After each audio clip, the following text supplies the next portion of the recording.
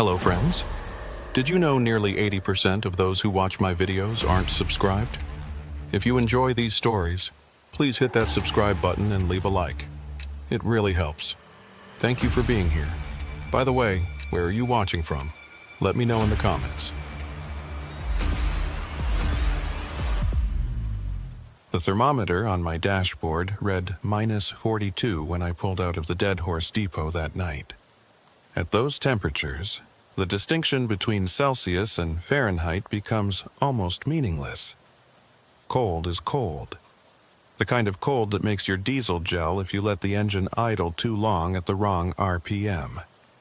The kind of cold that can kill you in 15 minutes if you step outside without proper gear. I had been driving the Dalton Highway for 11 years, and I thought I understood what the Arctic could do to a man. I was wrong. My name is Rylan Merrick, and I haul freight for Polar Express Logistics out of Fairbanks. Mostly industrial equipment, drilling supplies, sometimes frozen goods for the camps up north. The Dalton is 400 miles of gravel, ice, and isolation, stretching from just north of Fairbanks all the way to Prudhoe Bay. In summer, it is brutal. In winter, it is something else entirely. Something that gets into your bones and stays there. That November, I was running a load of pipe fittings to a maintenance facility south of Coldfoot. Routine job. I had done it maybe 200 times before. The weather report said clear skies and moderate winds, which up here means you might actually be able to see the road in front of you. I left Dead Horse around 8 in the evening, planning to drive through the night and reach Coldfoot by morning. The northern lights were out, great curtains of green and purple rippling across the sky like something alive, beautiful and eerie at the same time. For the first 3 hours, everything was normal. The road was in decent shape, hard-packed snow with patches of glare ice that my chains could handle. I passed a few trucks heading north, exchanged the usual radio greetings, and settled into the rhythm of the drive. The heater was working well, I had coffee in my thermos, and the old country station out of Fairbanks was coming in clear enough to keep me company. Just another night on the haul road. It was somewhere around mile marker 230 that things started to feel different. I cannot point to any single moment when it changed. It was more like a gradual shift, the way the light changes when a cloud passes over the sun, except there was no sun and no clouds, just the darkness, and my headlights cutting through it, and the endless white of the tundra stretching away on both sides. The first thing I noticed was the silence on the radio. Channel 19 had been quiet for a while, which was not unusual at that hour, but this felt different. Heavier somehow. I tried calling out a few times just to see if anyone was around. Prior, Dead Horse southbound at 2:30. Anybody got their ears on. Nothing. Not even static. Just a flat, empty hiss that seemed to swallow my voice. I told myself the mountains were blocking the signal. There are dead zones all along the Dalton where you cannot raise anyone no matter how hard you try. It is one of the things that makes the highway so dangerous. If you break down in the wrong spot, you might be waiting hours or even days before another truck comes along. But I had driven through those dead zones plenty of times before, and this did not feel the same. This felt like something was absorbing the radio waves, like something was listening but refusing to answer. The second thing I noticed was the cold, not the outside temperature, which was holding steady at -40-something, but the cold inside my cab. My heater was running full blast, same as always, but the warmth seemed thinner somehow, less substantial. I could feel drafts coming from places where there should not be any drafts. The corners of the windshield, the seams around the doors, little fingers of frozen air probing their way inside, testing the boundaries of my shelter. I checked all my seals and vents. Everything looked fine. The temperature gauge said the cab was at 68 degrees, same as always. But it did not feel like 68. It felt like something was slowly stealing the heat away, degree by degree, so gradually that you would not notice until it was too late. I shook off the feeling and focused on the road, probably just my imagination. Probably just the isolation and the darkness playing tricks on me. I had been driving for over 6 hours by then, and fatigue can do strange things to your mind. I told myself I would stop at the next pullout and stretch my legs, get some fresh air, reset my brain. That was when I saw the headlights in my mirror. At first, I was relieved. Another truck on the road meant I was not completely alone out here. I watched the lights grow larger as the vehicle gained on me, and I moved over slightly to give them room to pass. But the lights did not pass. They settled in behind me, maybe a quarter-mile back, and stayed there. I slowed down a little, thinking maybe they wanted to draft behind me for fuel efficiency. Some drivers do that on long hauls. But when I slowed, they slowed. When I sped up, they sped up, always maintaining that same distance, always those same twin points of light floating in the darkness behind me. I grabbed my radio and tried to raise them. Southbound truck behind me on the Dalton. This is Merrick in the blue Kenworth. You want to come on around me, or are you planning to follow me all the way to Fairbanks? I kept my tone light, joking. Just one driver talking to another. But there was no response. Just that empty hiss that seemed even flatter than before. Maybe their radio was out. It happens. I decided to pull over at the next wide spot and let them pass. There was a pullout coming up in about 2 miles, a place where the road widened enough for trucks to stop without blocking traffic. I put on my signal and started to slow down. The lights behind me went out. 1 second they were there, 2 bright points in my mirrors, and the next second they were gone. No gradual dimming, no turning away. Just gone, like someone had flipped a switch. I stared at my mirrors for a long moment, trying to understand what I was seeing.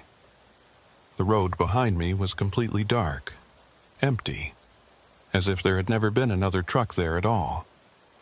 I pulled into the pullout anyway and stopped. My hands were shaking slightly as I put the truck in park, and I told myself it was just the cold. I grabbed my flashlight and climbed down from the cab, the frozen air hitting me like a physical blow. My breath came out in thick white clouds that hung in the air for a moment before dissipating. The silence was absolute. No wind, no engine noise from another vehicle. No sound at all except the ticking of my own truck as the engine cooled. I walked back along the road, shining my flashlight into the darkness. The beam seemed weak out here, swallowed up by the night almost immediately. I could see maybe 50 feet before the light just gave up and faded into nothing. The road behind me was empty. No tire tracks except my own. No sign that another vehicle had been there at all. I stood there for maybe 5 minutes, feeling the cold seep through my layers, listening to the silence. The northern lights were still dancing overhead, but they seemed dimmer now, farther away. I had the sudden irrational feeling that I was being watched, that something out there in the darkness was looking back at me, waiting to see what I would do. I got back in my truck and sat there for a while with the engine running, trying to make sense of what had happened. Maybe I had imagined the whole thing. Fatigue hallucination. It was not unheard of on these long night runs. Your eyes play tricks. Your brain fills in patterns that are not there. I had probably seen a reflection from my own lights, or headlights from a truck on a parallel stretch of road, or something else that had a perfectly reasonable explanation. But I did not believe it. I had been driving too long to mistake a reflection for a real vehicle. Those lights had been following me, deliberately, and then they had vanished in a way that lights do not vanish. I thought about Joel Bracken. Joel was my regular convoy partner on the longer runs, a solid driver with 20 years on the haul roads. He was supposed to be running ahead of me that night, hauling a load of drilling equipment to the same facility in Coldfoot. We had planned to meet up at the Yukon River crossing and run the rest of the way together. Safety in numbers, especially in winter. But Joel had radioed me that afternoon to say he was running late. Mechanical trouble in Dead Horse. He would be a few hours behind me. I tried to raise him on the radio. "Joel, this is Rylan. You got your ears on, buddy?" Nothing. That same flat silence. I tried Marla Kinsey at dispatch, but she was not answering either. The radio was not broken. I could hear the static the empty carrier wave. But no one was responding. I sat there in my cab watching the northern lights pulse and shimmer above the frozen tundra, and I felt more alone than I had ever felt in my life. It was not just the isolation. I had been alone on the road plenty of times. This was something else. This was the feeling that the world I knew had somehow slipped away while I was not looking, and I was now in a place that looked the same but was not the same. A place where the rules were different. I checked my GPS unit. It was showing my position correctly, right there on the Dalton Highway about 30 miles north of the Yukon River. Everything looked normal on the screen. The route, the mile markers, the terrain. But the estimated time to Coldfoot was wrong. It should have said about 3 hours. Instead, it said 7 hours and 42 minutes. I stared at the screen, trying to understand. Maybe the system had recalculated based on traffic or road conditions. But there was no traffic out here, and the road conditions had not changed. I reset the unit and entered my destination again. This time, it said 4 hours and 15 minutes. I reset it again, 6 hours and 3 minutes. Each calculation different from the last, as if the distance to Coldfoot kept changing. I turned off the GPS and pulled back onto the road. I would navigate by mile markers like we used to do before all the electronic equipment. The Dalton Highway is well marked. You always know where you are if you pay attention to the signs. I did not need a satellite to tell me how to get to Coldfoot. I had driven this road hundreds of times. I could do it in my sleep. The next hour was quiet. No more phantom headlights. No more strange feelings. Just me and the road and the endless white landscape. I started to relax a little. Started to think that maybe I had been making something out of nothing. Stress and fatigue and too many hours alone in the dark. It happens to everybody eventually. Then the radio crackled to life. It was not a voice at first, just a sound, a kind of rhythmic pulsing that cut through the static, like someone tapping on a microphone. Tap, tap, tap. 3 beats, then silence. Then 3 more beats. I grabbed the handset and responded. "This is Merrick southbound on the Dalton. Who is trying to reach me?" The tapping stopped. For a moment, there was nothing but the hiss of the open channel. Then a voice. Faint and distorted, like it was coming from very far away or through some kind of interference. "Turn back." 2 words, that was all. A voice that could have been male or female, could have been young or old. Impossible to tell through the static and distortion. But the words were clear enough.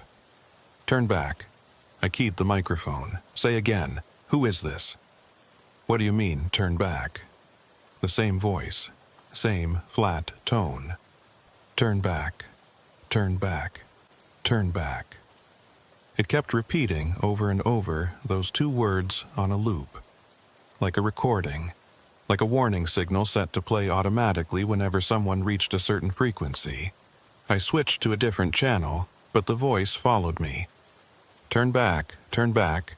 I switched again, and it was there on every channel, filling the cab with that monotonous repetition. I turned off the radio. The silence that followed was almost worse. At least with the voice, there was something. Some presence, even if it was hostile or threatening. Now there was nothing, just me and the road and the darkness, and that feeling again. That feeling of being watched from somewhere I could not see. I drove faster. I knew it was dangerous to push the speed on a road like this, especially at night, especially alone. But I wanted to get to Coldfoot. I wanted to be around other people, other drivers, anyone who could tell me that the world was still normal and I was just losing my mind. I wanted to hear Joel's voice on the radio, giving me grief about something or other the way he always did. I wanted Marla to tell me that dispatch had received my check-in and everything was fine. The mile markers slid past. 2:20, 2:15, 2:10. I was making good time. At this rate, I would reach the Yukon crossing in about 40 minutes, then another 2 hours to Coldfoot. I could do this. I just had to keep driving and not think about headlights that vanished, or voices that repeated the same 2 words, or GPS units that could not calculate a simple distance. At mile marker 2:05, I saw something that made me hit the brakes. There was a figure standing on the side of the road. It was just visible at the edge of my headlights, a dark shape against the white snow. Human-shaped, standing perfectly still, facing my truck. I slowed down as I approached, trying to see more clearly. Out here, a person on foot could mean a breakdown, an accident, someone in serious trouble. You do not just drive past. No matter what kind of strange night you are having, you stop and check. But as I got closer, I realized something was wrong. The figure was not moving, not waving me down, not walking toward me, not doing any of the things that a stranded person would do when they saw a truck approaching. Just standing there. Watching. I stopped the truck about 50 yards away and hit my high beams. The figure was still there, still motionless. I could see now that it was wearing dark clothing, a heavy coat and pants that blended into the shadows. But I could not see a face. The head was there, the shape of it, but the features were somehow obscured, hidden, like there was nothing there to see. I sat in my truck for a long moment, staring at that shape in my headlights. Every instinct told me not to get out. Every instinct told me to put the truck in gear and drive past as fast as I could. But what if it was someone who needed help? What if I was so spooked by everything else that had happened that I was going to let someone freeze to death on the side of the road? I grabbed my radio and tried one more time. This is Merrick southbound at mile marker 2:05. There is someone on the road here. If anybody can hear me, please respond. Nothing. I looked at the figure again. It had not moved, had not made any gesture or signal, just standing there watching me with whatever it had instead of a face. I made a decision. I put the truck in gear and started to drive toward it, slowly, ready to stop if it stepped into my path. As I got closer, the figure remained perfectly still. I was maybe 20 yards away when I realized something that made my blood turn to ice. There were no footprints in the snow around it. The shoulder of the road was covered in fresh powder, undisturbed except for the tracks from my own tires. But around the figure, the snow was smooth and unbroken, as if it had not walked there at all, as if it had simply appeared, materializing out of the frozen air like a thought made solid. I did not stop. I pressed the accelerator and drove past, my heart pounding so hard I could feel it in my throat. In my mirrors, I could see the figure turning to watch me go, that blank head rotating to follow my truck as I pulled away. I did not look back again. I kept my eyes on the road and drove. The mile markers kept coming. 200, 195, 190. I was getting closer to the Yukon crossing, closer to other people, other trucks, some kind of normalcy. I told myself I would be okay once I got there. Whatever was happening on this stretch of road, it would end once I reached the crossing. Things like this do not happen in places where other people can see. But even as I thought it, I knew it was not true. Whatever was out here with me tonight, it was not going to let me go that easily. I could feel it in the cold that kept seeping into my cab despite the heater. I could feel it in the silence on the radio. I could feel it in the way the darkness seemed to press against my windows, thick and heavy, like something trying to get in. And somewhere behind me, at the very edge of my mirrors, I thought I could see headlights again. Following. The headlights stayed with me for the next 20 miles. They never got closer and never fell back. Always that same distance, maybe a quarter mile, floating in my mirrors like two pale eyes. I tried everything. I sped up to 70, which is dangerous on the Dalton in good conditions and borderline suicidal on a frozen night like this. The lights matched my speed. I slowed to a crawl, hoping they would pass. They slowed too. I pulled over twice, sat with my engine idling, and my flashlight pointing out the rear window. Both times, the lights stopped when I stopped and started when I started, but they never came close enough for me to see what kind of vehicle they belonged to. The third time I pulled over, I got out of the truck. I do not know what I was thinking. Maybe I was not thinking at all. Maybe I had just reached the point where not knowing was worse than any possible answer. I grabbed my flashlight and a tire iron from behind the seat and walked back along the road, my boots crunching on the frozen gravel. The cold was savage, worse than before. My face went numb within seconds. My eyes watered and the tears froze on my cheeks. But I kept walking, pointing my flashlight at those distant headlights, trying to see past them to whatever was behind. I walked maybe 200 yards. The headlights did not move. They just sat there, burning in the darkness, watching me approach. I could feel my heart hammering against my ribs. My breath was coming in ragged gasps that crystallized in the air around me. I was scared, more scared than I had ever been in my life. But I was also angry. Angry at whatever was playing this game with me. Angry at my own fear. When I was about 100 yards from the lights, they went out, just like before. 1 second there, the next second gone. I stood in the middle of the road, flashlight shaking in my hand, staring at the empty darkness where the lights had been. Nothing. No engine sound, no movement, no tire tracks in the snow, just the night and the cold and the silence pressing in from all sides. I ran back to my truck. I am not ashamed to admit it. I ran like a frightened child, my lungs burning from the frozen air, my legs clumsy in my heavy gear. I climbed into the cab and locked the doors and sat there shaking for a long time before I trusted myself to drive again. The Yukon River crossing was supposed to be 15 miles ahead. I had been watching the mile markers carefully, counting them down. 185, 180, 175. But when I looked at my odometer, the numbers did not make sense. According to my calculations, I should have reached the crossing by now. I should have seen the bridge, the buildings, the lights of the maintenance station. Instead, there was just more road, more darkness, more empty tundra stretching away under the dancing northern lights. I checked my GPS again. The screen was flickering now, the display jumping between different views like it could not decide what to show me. For a moment, I saw my position clearly, right there on the highway about 5 miles north of the crossing. Then the screen scrambled into static.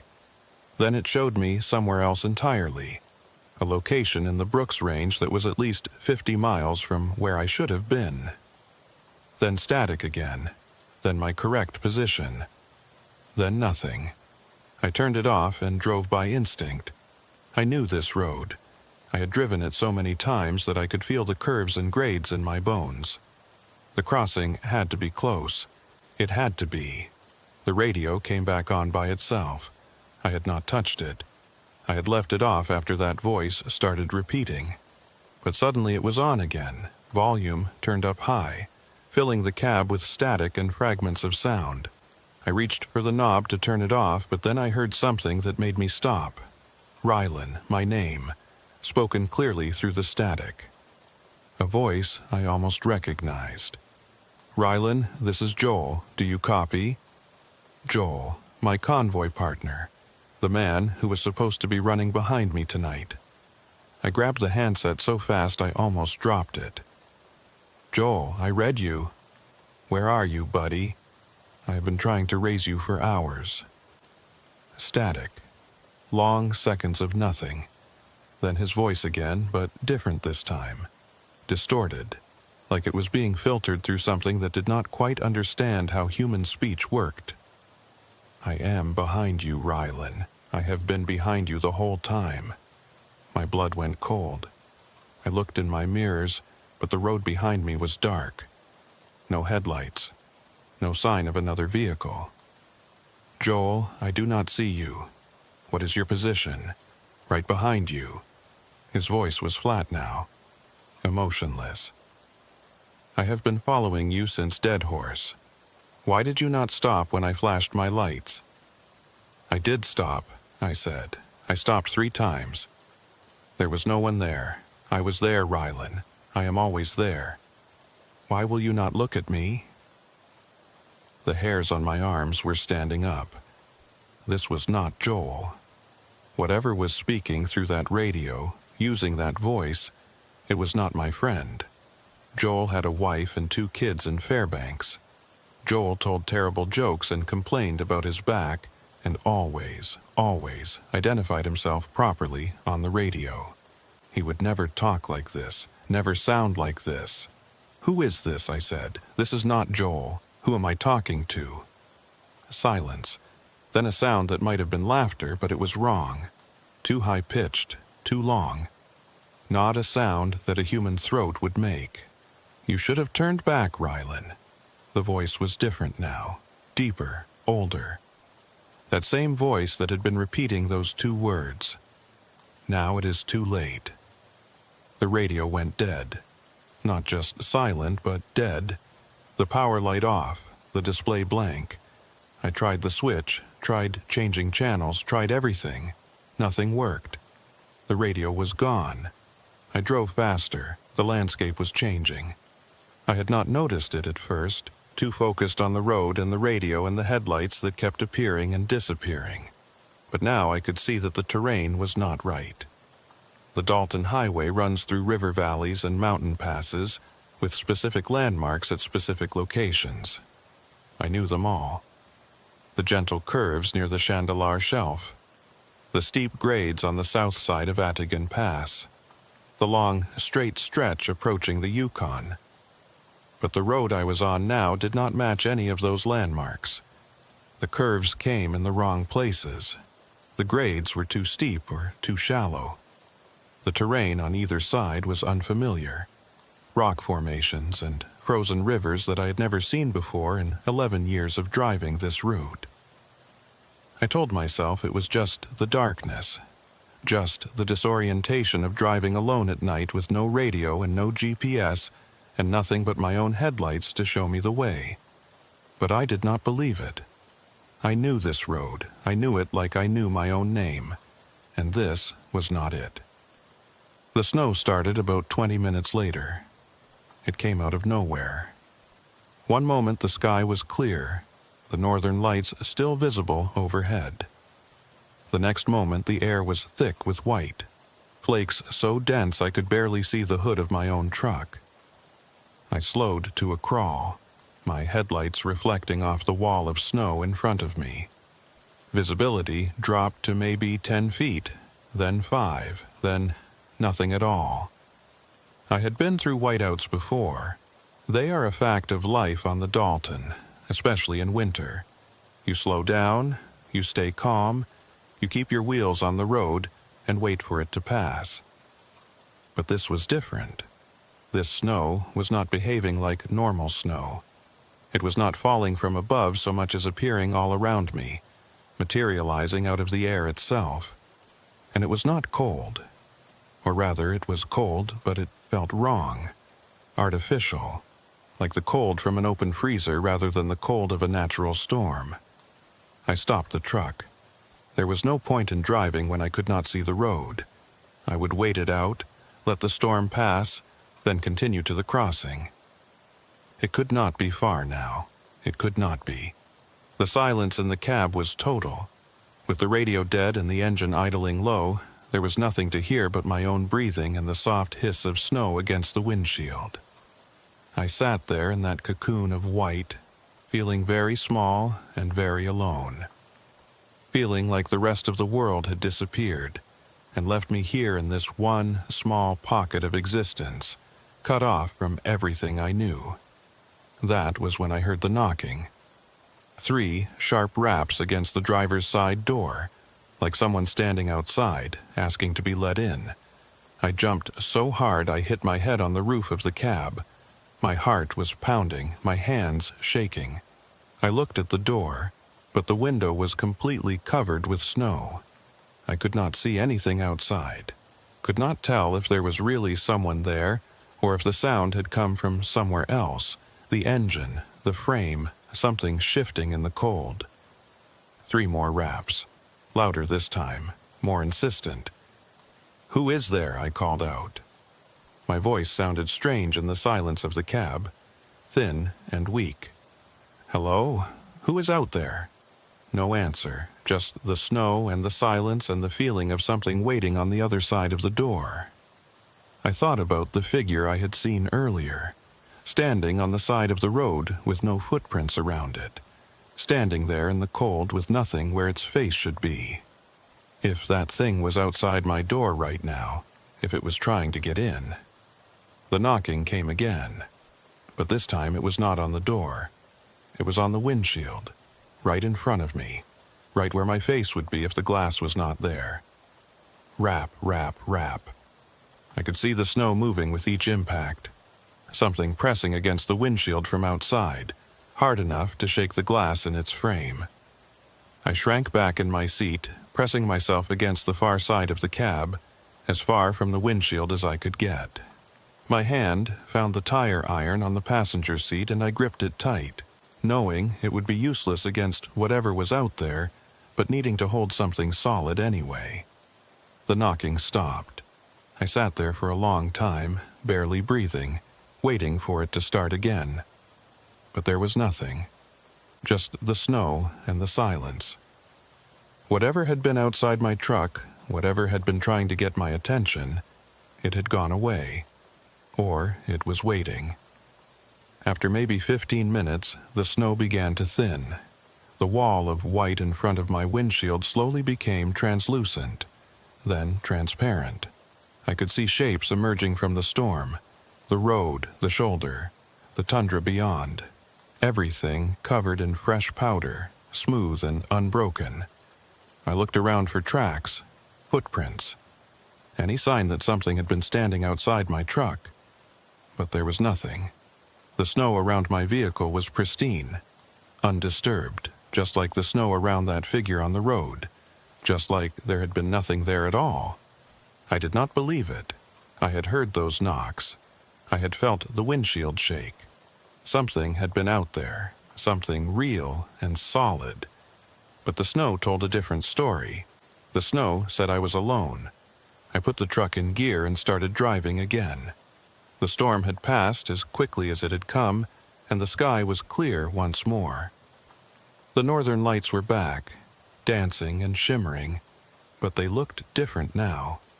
Redder, angrier, like something had disturbed them, stirred them up from their usual gentle movements into something more violent. The mile markers started appearing again.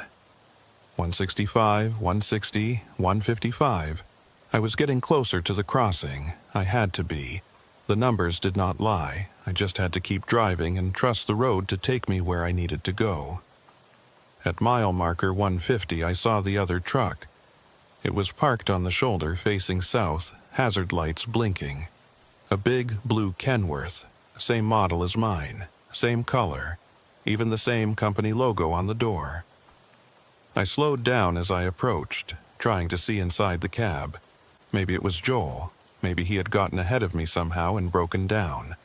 Maybe this whole nightmare was about to end with a simple explanation and a story we would tell other drivers for years. But as I pulled alongside the other truck, I saw that the cab was empty. The door was hanging open, the interior light on, but there was no one inside. No driver, no passenger. Just an empty seat and a coffee cup sitting on the dashboard. Steam still rising from the liquid inside. I stopped my truck and sat there for a moment, looking at that other Kenworth, looking at the coffee cup. Whoever had been driving that truck had left very recently. So recently that their coffee was still warm. But where had they gone? There was nothing out here. No buildings, no shelter, no reason for anyone to step away from their vehicle. And in this cold, no one would leave their door hanging open, not for any reason. Not unless they had no choice. I should have driven on. I knew that. Every instinct told me to put my foot on the gas and get away from that empty truck with its open door and its steaming coffee, and its complete absence of any explanation. But I could not. I had to know. I had to understand what was happening on this road tonight. I climbed down from my cab and walked toward the other truck. The cold bit into me immediately, needles of ice piercing through my gear. My breath came out in thick white clouds. My boots crunched on the frozen snow. As I got closer, I could see more details. The truck was identical to mine in every way. Same year, same model, same configuration. Even the same scratches and dents that I had accumulated over years of driving these rough roads. I looked at the door, at the company logo painted there. Polar Express Logistics, my company. And below the logo, the truck number and the driver name. Merrick, my name. On a truck that was not mine. On a truck that was sitting empty on the side of the road with its door hanging open and its coffee still warm. I stood there in the cold, staring at that name, trying to make sense of it, trying to find some explanation that did not involve the impossible. A mistake, a coincidence, another driver with the same name. But even as I thought these things, I knew they were not true. This was not another driver. This was not a mistake. This was my truck. Somehow, impossibly, this was my truck sitting here on the side of the road.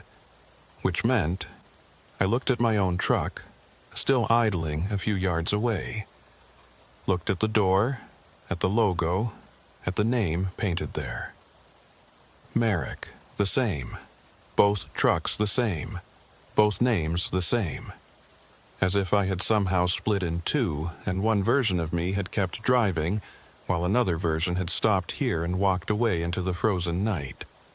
Or, as if something else had copied my truck. Made a duplicate. A lure. I backed away from the empty Kenworth, my eyes scanning the darkness around me. Looking for movement. Looking for the driver who should have been there. Looking for whatever had made this copy and set it here for me to find. That was when I saw the footprints. They led away from the open door, across the shoulder, and out into the tundra.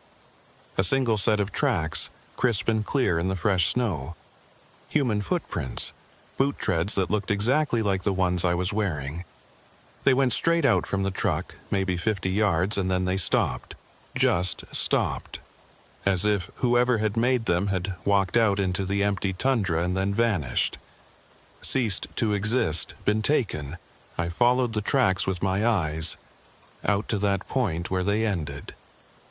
The snow there was undisturbed, no sign of a struggle, no sign of anything at all. Just the footprints and then nothing. I ran back to my truck. I did not walk, I did not look back. I ran as fast as I could in my heavy gear, my breath tearing at my lungs, my legs burning. I climbed into the cab and slammed the door and locked it and put the truck in gear and drove. I did not look at the other Kenworth as I passed it.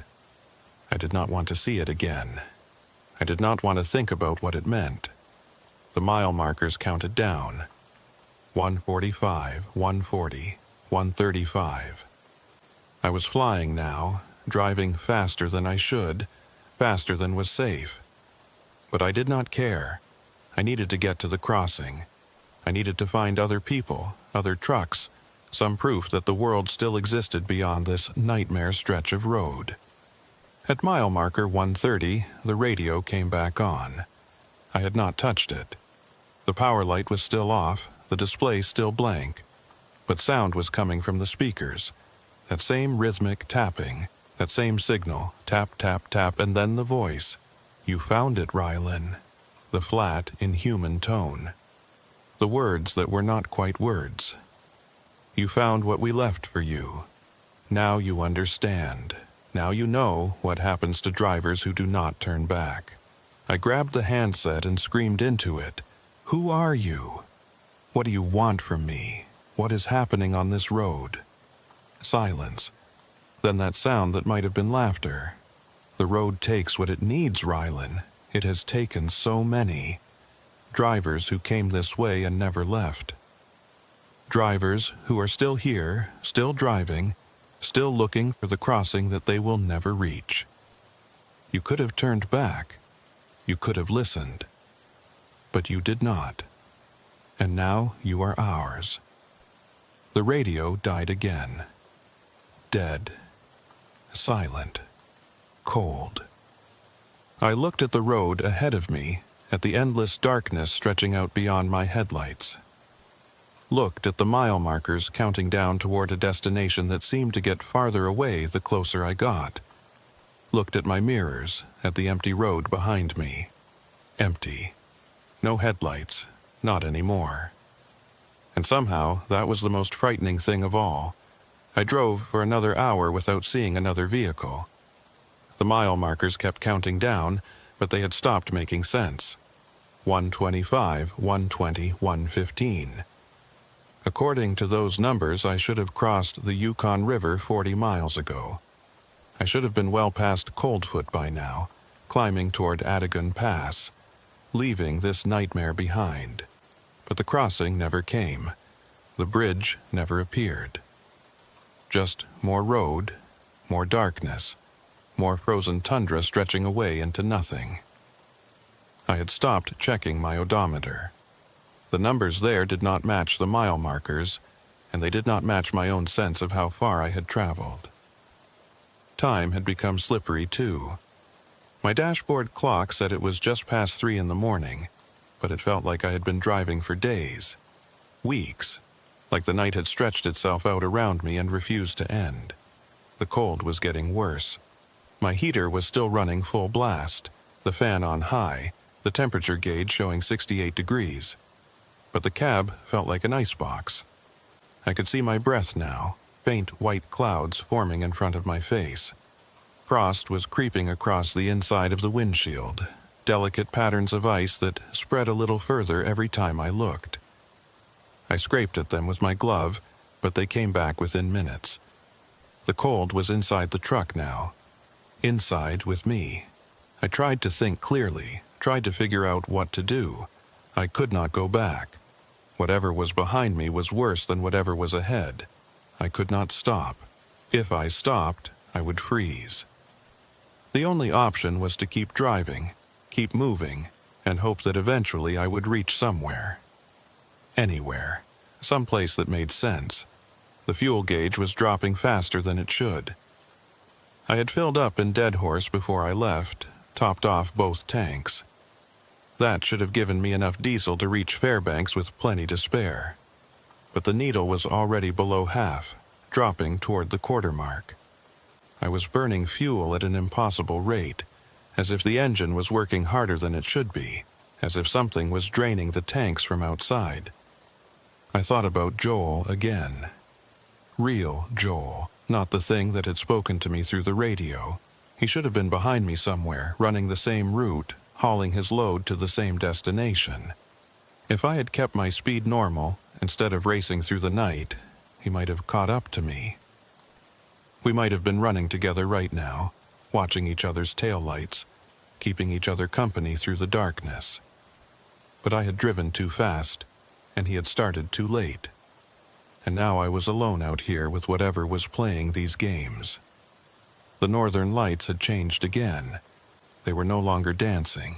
They were pulsing, slow, rhythmic waves of red and green that rolled across the sky like a heartbeat. I had never seen them move like that before. Never seen colors that deep and saturated, that seemed to glow with their own internal light. They were beautiful and terrible at the same time, and I could not stop looking at them even though I knew I should be watching the road. That was when I noticed the other lights. They were not headlights. They were smaller, fainter, scattered across the tundra on both sides of the road. At first I thought they were reflections, my own lights bouncing off ice or snow. But they were the wrong color, pale blue, almost white, hovering just above the ground. Dozens of them, maybe hundreds, spread out across the frozen landscape like stars that had fallen from the sky and gotten stuck. I slowed down, trying to understand what I was seeing. The lights were not moving. Not exactly. They were pulsing in the same rhythm as the northern lights overhead, brightening and fading in slow waves. They seemed to be arranged in patterns, clusters and lines that might have been random or might have been deliberate. I could not tell. I could not make sense of any of it. I stopped the truck. I do not know why. I had promised myself I would not stop again, not after the other Kenworth, not after the footprints that led nowhere. But something about those lights made me need to look closer, made me need to understand. I sat in my cab and stared out at the tundra. The lights were everywhere now, covering the landscape as far as I could see. They were not reflections. They were not natural. They were something else, something that should not exist, and they were surrounding me. One of them started moving. It rose up from the ground, slowly, drifting toward the road, toward my truck. It was maybe the size of a softball, pale blue and glowing, and it moved with a kind of purpose that made my skin crawl, like it knew where it was going, like it was coming for me specifically. I watched it approach, watched it float across the shoulder and come to rest right outside my driver's side window. It hovered there, pulsing gently, and I had the sudden overwhelming feeling that it was looking at me, that there was something inside that light, some intelligence, some awareness, that it wanted something from me. I pressed myself back against the passenger side of the cab as far from that light as I could get. My hand found the tire iron again. My heart was hammering so hard I could feel it in my throat. The light just hovered there, patient, waiting. The cold in the cab got worse. I could feel it now, a physical presence, pressing against my skin, seeping into my bones. Then the light moved again. It drifted forward toward the windshield and passed through. I do not mean it broke the glass. I mean it passed through, like the windshield was not there at all. One moment it was outside, and the next moment it was inside, hovering in the air in front of me. I could feel the cold coming off it, a deep, aching cold that made the Arctic night seem warm by comparison. I could feel something else, too, a pressure in my head, a presence, something trying to get inside my mind the way it had gotten inside my truck. I swung the tire iron. I do not know what I expected to happen. You cannot hit light. You cannot hurt something that has no substance. But I swung anyway, a wild, desperate swing, and the iron passed through the light and hit the dashboard with a crack that echoed through the cab. The light flickered, wavered. Then it drifted backward, through the windshield again, and rejoined the others outside. For a long moment, nothing happened. The lights just hung there, hovering over the tundra, pulsing in their slow rhythm. Then, all at once, they went out. Darkness, complete and total. The northern lights were gone too, leaving the sky black and empty. My headlights were the only illumination, two weak beams cutting through the night, showing me the road ahead and nothing else. The cold in the cab began to ease, slowly, degree by degree. The frost on the windshield started to melt. I sat there for a long time, shaking, trying to process what had just happened. The light had come inside my truck. It had been in here with me, and it had tried to do something, tried to get into my head, tried to make contact or take control or I do not know what. If I had not swung at it, if I had just sat there and let it, I did not want to think about that. I put the truck in gear and started driving again. The road ahead was dark and empty. The tundra on either side was dark and empty. Everything was dark and empty. and I was the only thing moving through this frozen void, this place that was not quite the world I knew. The radio came on again. I flinched when I heard the static, my hands jerking on the wheel. But this time it was not the flat voice or the tapping signal. This time it was something else, something that made me lean forward and turn up the volume even though every instinct told me not to. It was music, old music. Country music from decades ago, scratchy and faint like it was being broadcast from very far away. I recognized the song. It was one my father used to play when I was a kid, a Hank Williams tune about loneliness and the open road. I sat there listening to it, this ghost of a song drifting through the static, and for a moment I almost felt okay, almost felt like things might be normal again. Then the song stopped mid-verse and the voice came back. Rylan Merrick, southbound on the Dalton Highway, November 17th. Do you know what day it is, Rylan? I grabbed the handset. What do you mean what day it is? It is November 17th. I left Dead Horse 6 hours ago. Silence. Then that sound that was almost laughter. 6 hours. Is that what you think? Is that what your clock tells you? I looked at the dashboard. The clock still said 3:15. The same time it had said when I looked at it half an hour ago. The same time it had said when I looked at it an hour before that. The numbers were not changing. The clock had stopped. How long? I said into the handset. How long have I been out here? Long enough. The voice was different now, softer, almost sad. Long enough that they have stopped looking for you. Long enough that your name is on the list with all the others. All the drivers who came this way and never reached the other side. I felt something cold settle in my stomach. Colder than the Arctic air. Colder than the light that had tried to get inside my head. A cold that came from understanding, from knowing. Joel, I said, is Joel on that list? Joel turned back. The voice was flat again, emotionless. Joel listened. Joel is home with his family right now, wondering what happened to you. Wondering why you did not listen when he tried to warn you. Joel never warned me. Joel never said anything about turning back.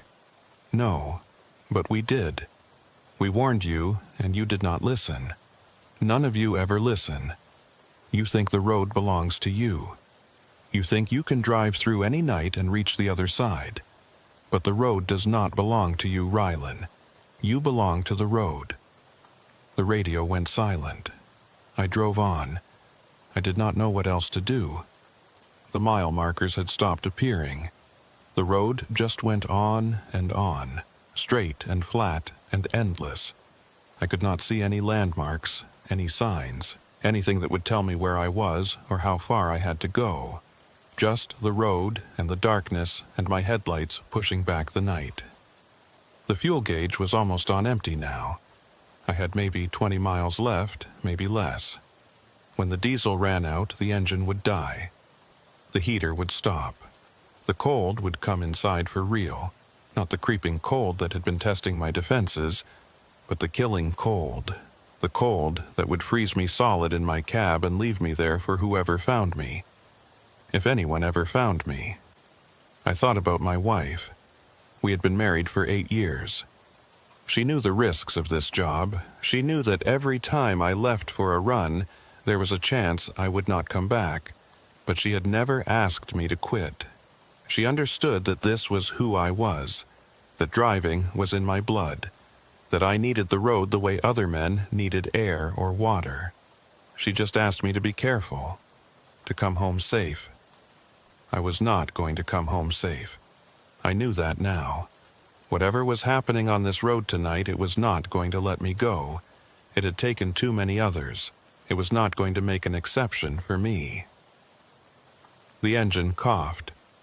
I looked at the fuel gauge. The needle was below the red line now, down in the zone where the tanks were supposed to be empty. But the engine kept running, coughing and sputtering, fighting to stay alive. I nursed the throttle, trying to coax every last drop of diesel through the injectors, trying to make it just a little farther. A light appeared ahead, not the pale blue lights from the tundra. This was different. Yellow. Warm. The kind of light that comes from buildings and windows and places where people live. I sat up straighter, hardly daring to believe it. A light meant a town, a station, a shelter. A light meant other people. A light meant I was not alone.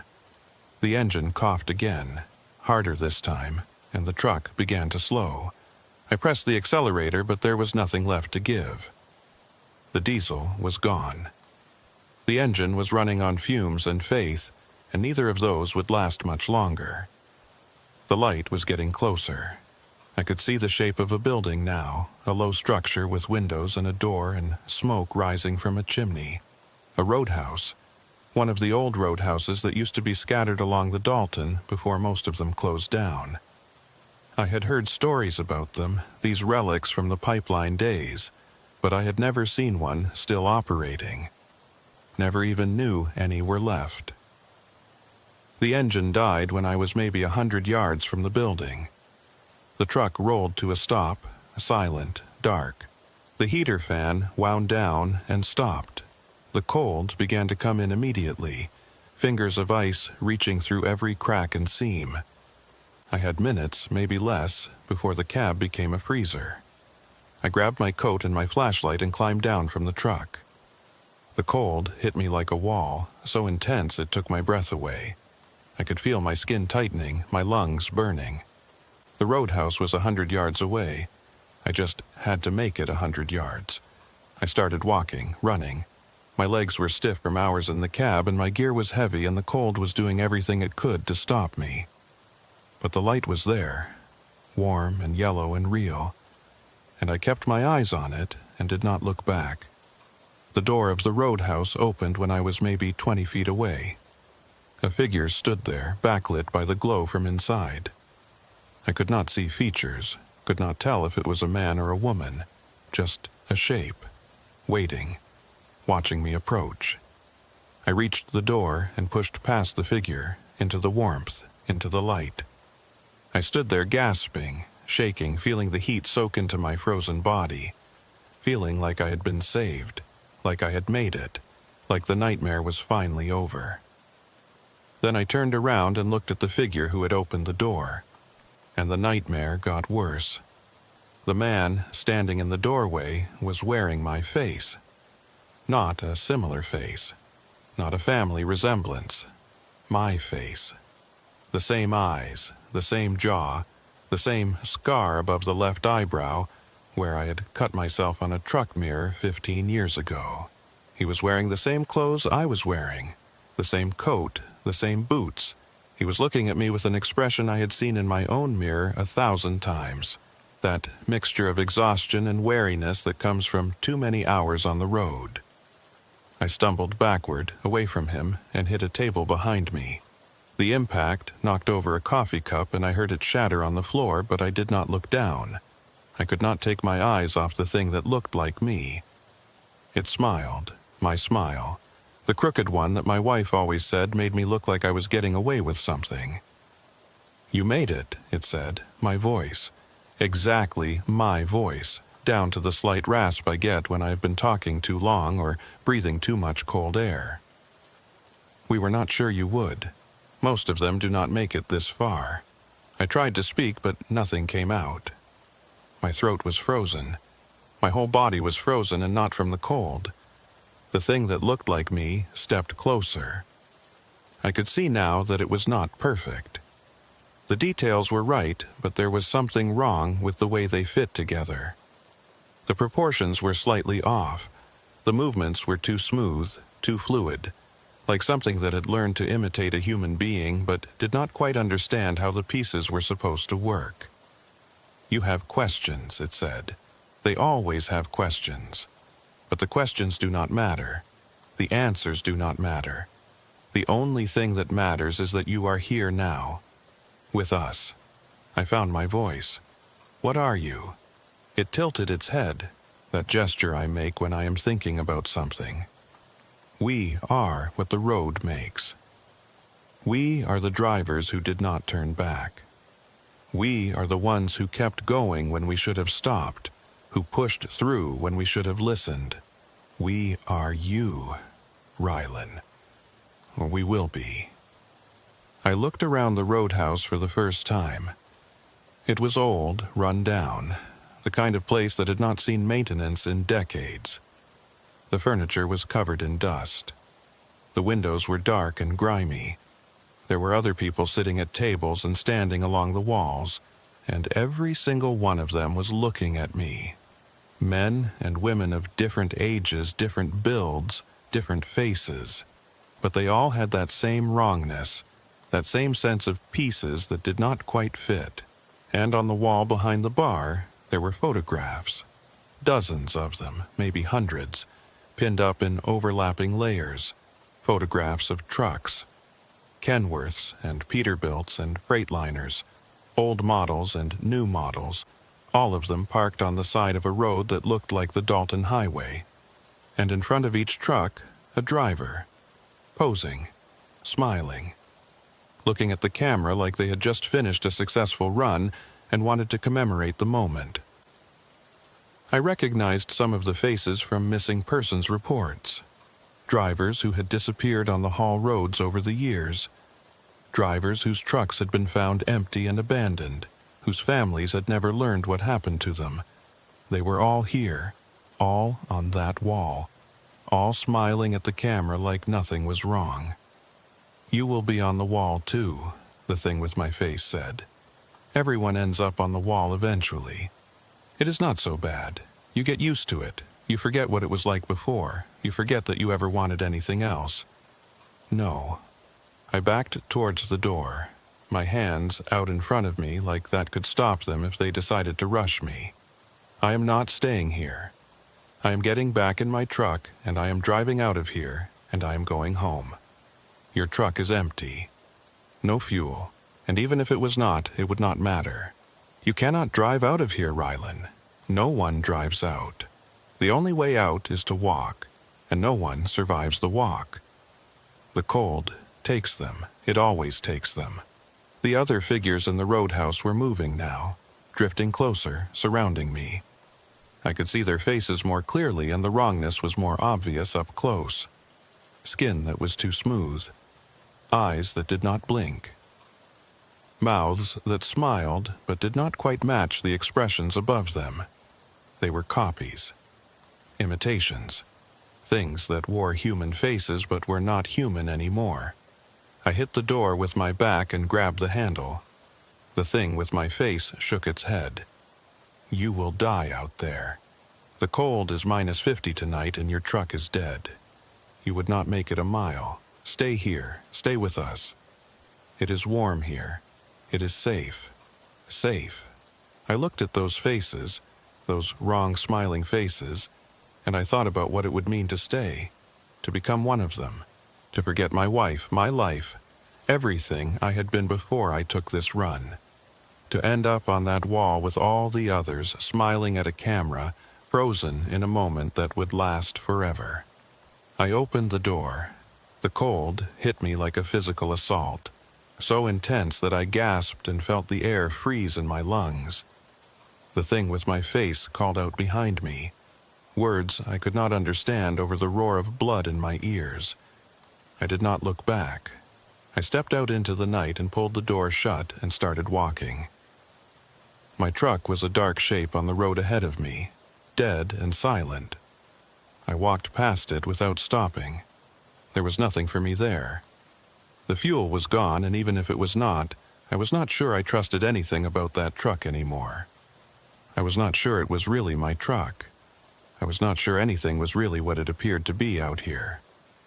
The cold was killing me. I could feel it happening, feel my body shutting down piece by piece. My fingers went first, then my toes, then my hands and feet. The shivering stopped after a few minutes, and I knew that was bad. Knew it meant my core temperature was dropping too far, but I kept walking. The road stretched out ahead of me, empty and dark. and I followed it because it was the only thing left to follow. I do not know how long I walked. Time had stopped meaning anything. The darkness was absolute. No stars, no northern lights, nothing but the black sky and the white snow and the gray line of the road cutting through it. I could not feel my legs anymore, but they kept moving, one step after another, carrying me forward through the frozen night. I thought about Joel, real Joel, back in Fairbanks with his wife and kids, wondering what had happened to me. I hoped he would not come looking. I hoped he would stay home where it was safe and never drive this stretch of road at night again. I hoped he would remember that I had not listened, that I had not turned back, and that he would learn from my mistake. I thought about Marla at dispatch, filing the paperwork that would list me as missing. Another driver who went out and did not come back. Another name on the list of the lost. Another family left wondering. I thought about my wife. I thought about the way she looked in the morning when she was still half asleep. I thought about her voice on the phone when I called from the road, the way she always sounded happy to hear from me even when I woke her up at strange hours. I thought about all the things I should have said to her and never did, all the moments I should have appreciated and let slip past. I was going to die out here, I knew that. The cold was too deep, and I was too far from anywhere. But I kept walking because the alternative was to go back to that roadhouse and become one of those things with the wrong faces and the empty smiles. At least this way I would die as myself. At least this way I would not end up on that wall. The lights appeared when I was about to give up. Not the pale blue lights from the tundra. Not the yellow glow of the roadhouse. These were different. Brighter. Moving. Headlights coming toward me from the south. I stopped in the middle of the road and watched them approach. Part of me thought it was another trick, another lure like the truck that had been a copy of mine. But part of me was too tired and too cold to care anymore. If it was a trick, then it was a trick. At least it would be over. The truck stopped in front of me. A big Peterbilt, red and chrome, with running lights blazing and a CB antenna on the roof. Real. Solid. The most beautiful thing I had ever seen. The driver's door opened and a man climbed down. He was big, broad-shouldered, with a gray beard and a weathered face. He looked at me standing there in the road, and his expression went from surprised to concerned to something like fear. "Jesus Christ," he said. "How long have you been out here? You look half dead." I tried to answer, but my mouth would not work. The cold had gone too deep. I could not feel anything anymore, could not make my body do what I wanted it to do. The man grabbed me and half carried me to his truck, boosting me up into the cab. The heat inside was overwhelming, painful, like being stabbed with 1,000 needles as my frozen skin started to come back to life. I sat there shaking and gasping while the driver got back behind the wheel and put the truck in gear. "I am taking you to Coldfoot," he said. "There's a medical station there. We need to get you looked at. What happened to your truck?" I tried to tell him, tried to explain about the lights and the radio and the roadhouse with the wrong people, but the words would not come out right. They kept getting tangled up, mixed together, and I could see from his expression that I was not making any sense. "It is okay," he said. "Just rest. We will get you sorted out at Coldfoot." I leaned back in the seat and closed my eyes. The heat was soaking into me, pushing out the cold, bringing me back to life. I could feel my fingers again, my toes, the parts of me that I had thought were gone for good. I was going to survive. Somehow, impossibly, I was going to survive. I opened my eyes and looked at the driver. The dashboard lights were casting his face in green and red shadows, making him look strange, unfamiliar. I studied his profile, his hands on the wheel, the way he held himself in the seat. He looked normal. He looked human. But so had the thing in the roadhouse at first. So had all of them, until you got close enough to see the wrongness. "What is your name?" I asked. My voice was a croak, barely audible. He glanced at me. "Garrison," he said. "Pete Garrison. I run freight out of Fairbanks, same as you from the look of your rig back there. That was yours, right? The blue Kenworth."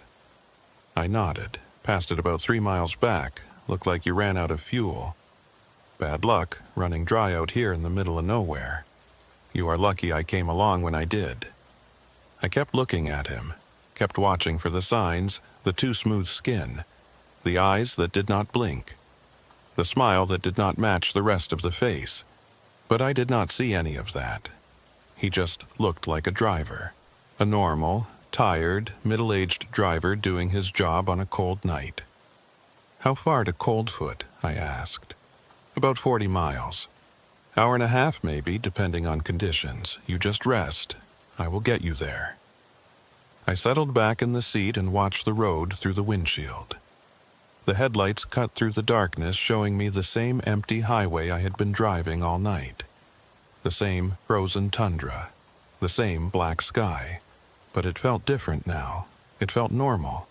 Like I had crossed back over from wherever I had been into the world I knew. The mile markers started appearing again. 95, 90, 85. Counting down toward Coldfoot, toward safety, toward the end of this nightmare. I watched them pass and I let myself believe that it was really over. That I had made it. That I was going home. We reached Coldfoot just as the sky was starting to lighten in the east. The little cluster of buildings appeared around a bend in the road, lights glowing in the windows, smoke rising from chimneys. Real buildings, real people. I had never been so happy to see a truck stop in my life. Garrison pulled into the parking area and helped me down from the cab.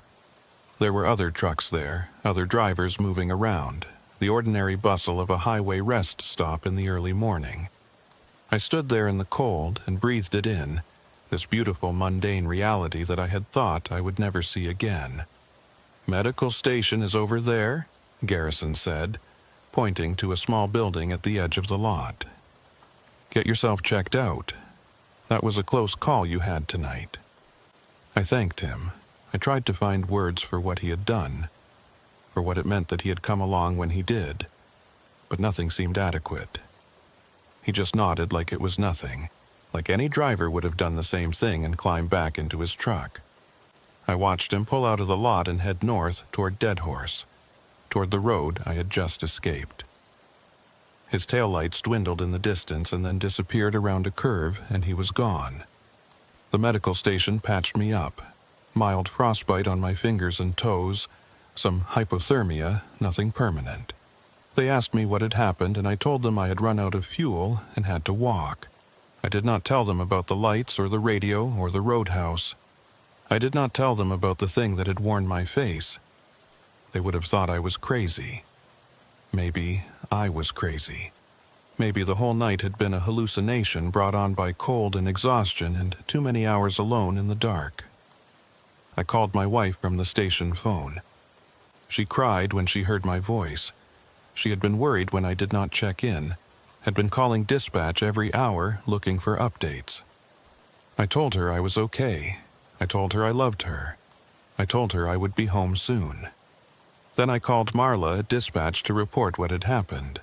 She was relieved that I was safe, but she was also confused. "Your truck is at Coldfoot," she said. "It arrived about 2 hours ago. One of our other drivers brought it in. Said he found it on the side of the road with the engine running and no one inside. Figured you had caught a ride with someone and he should not leave it out there." I felt something cold move through me that had nothing to do with the weather. "What driver?" I said. "Who brought it in?" She checked her records. "Pete Garrison. He runs the Dead Horse route, same as you. Said he tried to raise you on the radio but did not get any answer, so he just drove your truck to Coldfoot and left it in the lot." I went outside and looked at the parking area. My truck was there. The blue Kenworth. sitting in a spot near the fuel island, looking exactly the way it had when I left Dead Horse a lifetime ago. I walked over to it slowly, my heart pounding, my hands shaking. The cab was empty. The keys were in the ignition. The fuel gauge was showing full. Full. Like it had never been empty at all. Like the whole night of driving and running out of diesel and walking through the frozen dark had never happened. I climbed inside and sat in the driver's seat. Everything was the same. Everything was exactly the way I had left it. My coffee thermos in the cup holder, my logbook on the dash, my coat hanging on the hook behind the seat. The coat I was wearing right now. The coat I had been wearing all night. I looked at the coat on the hook. I looked at the coat I was wearing. They were the same coat, the exact same coat. Something on the dashboard caught my eye.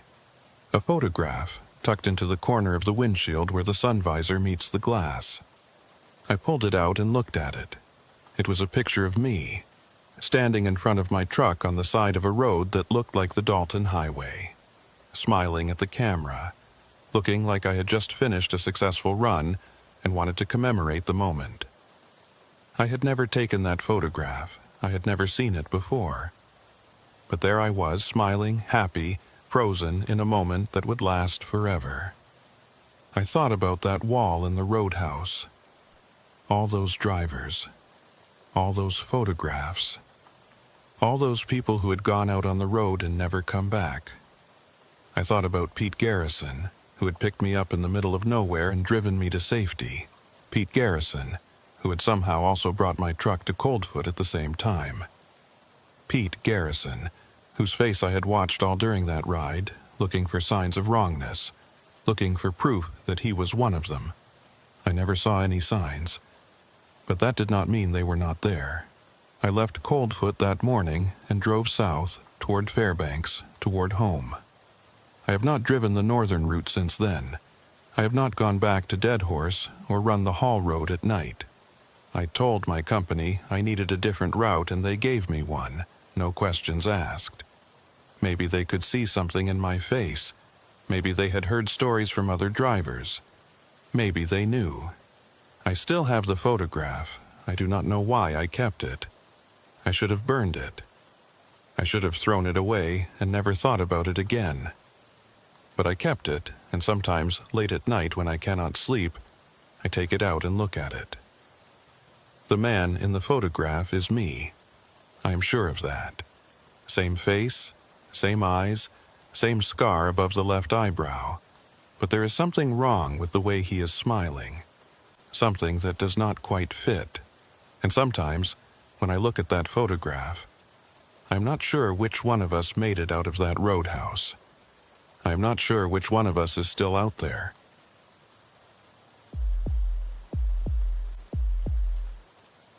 The ice road across Great Slave Lake was supposed to be closed. That was what dispatch told me when I called in from Yellowknife that morning.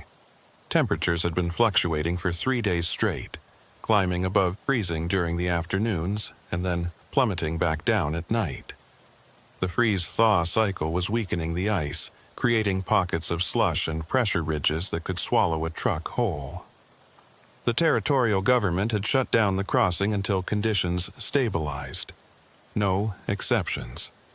But I had a load of mining equipment that needed to reach a diamond operation on the far side of the lake, and every day of delay was costing somebody a lot of money.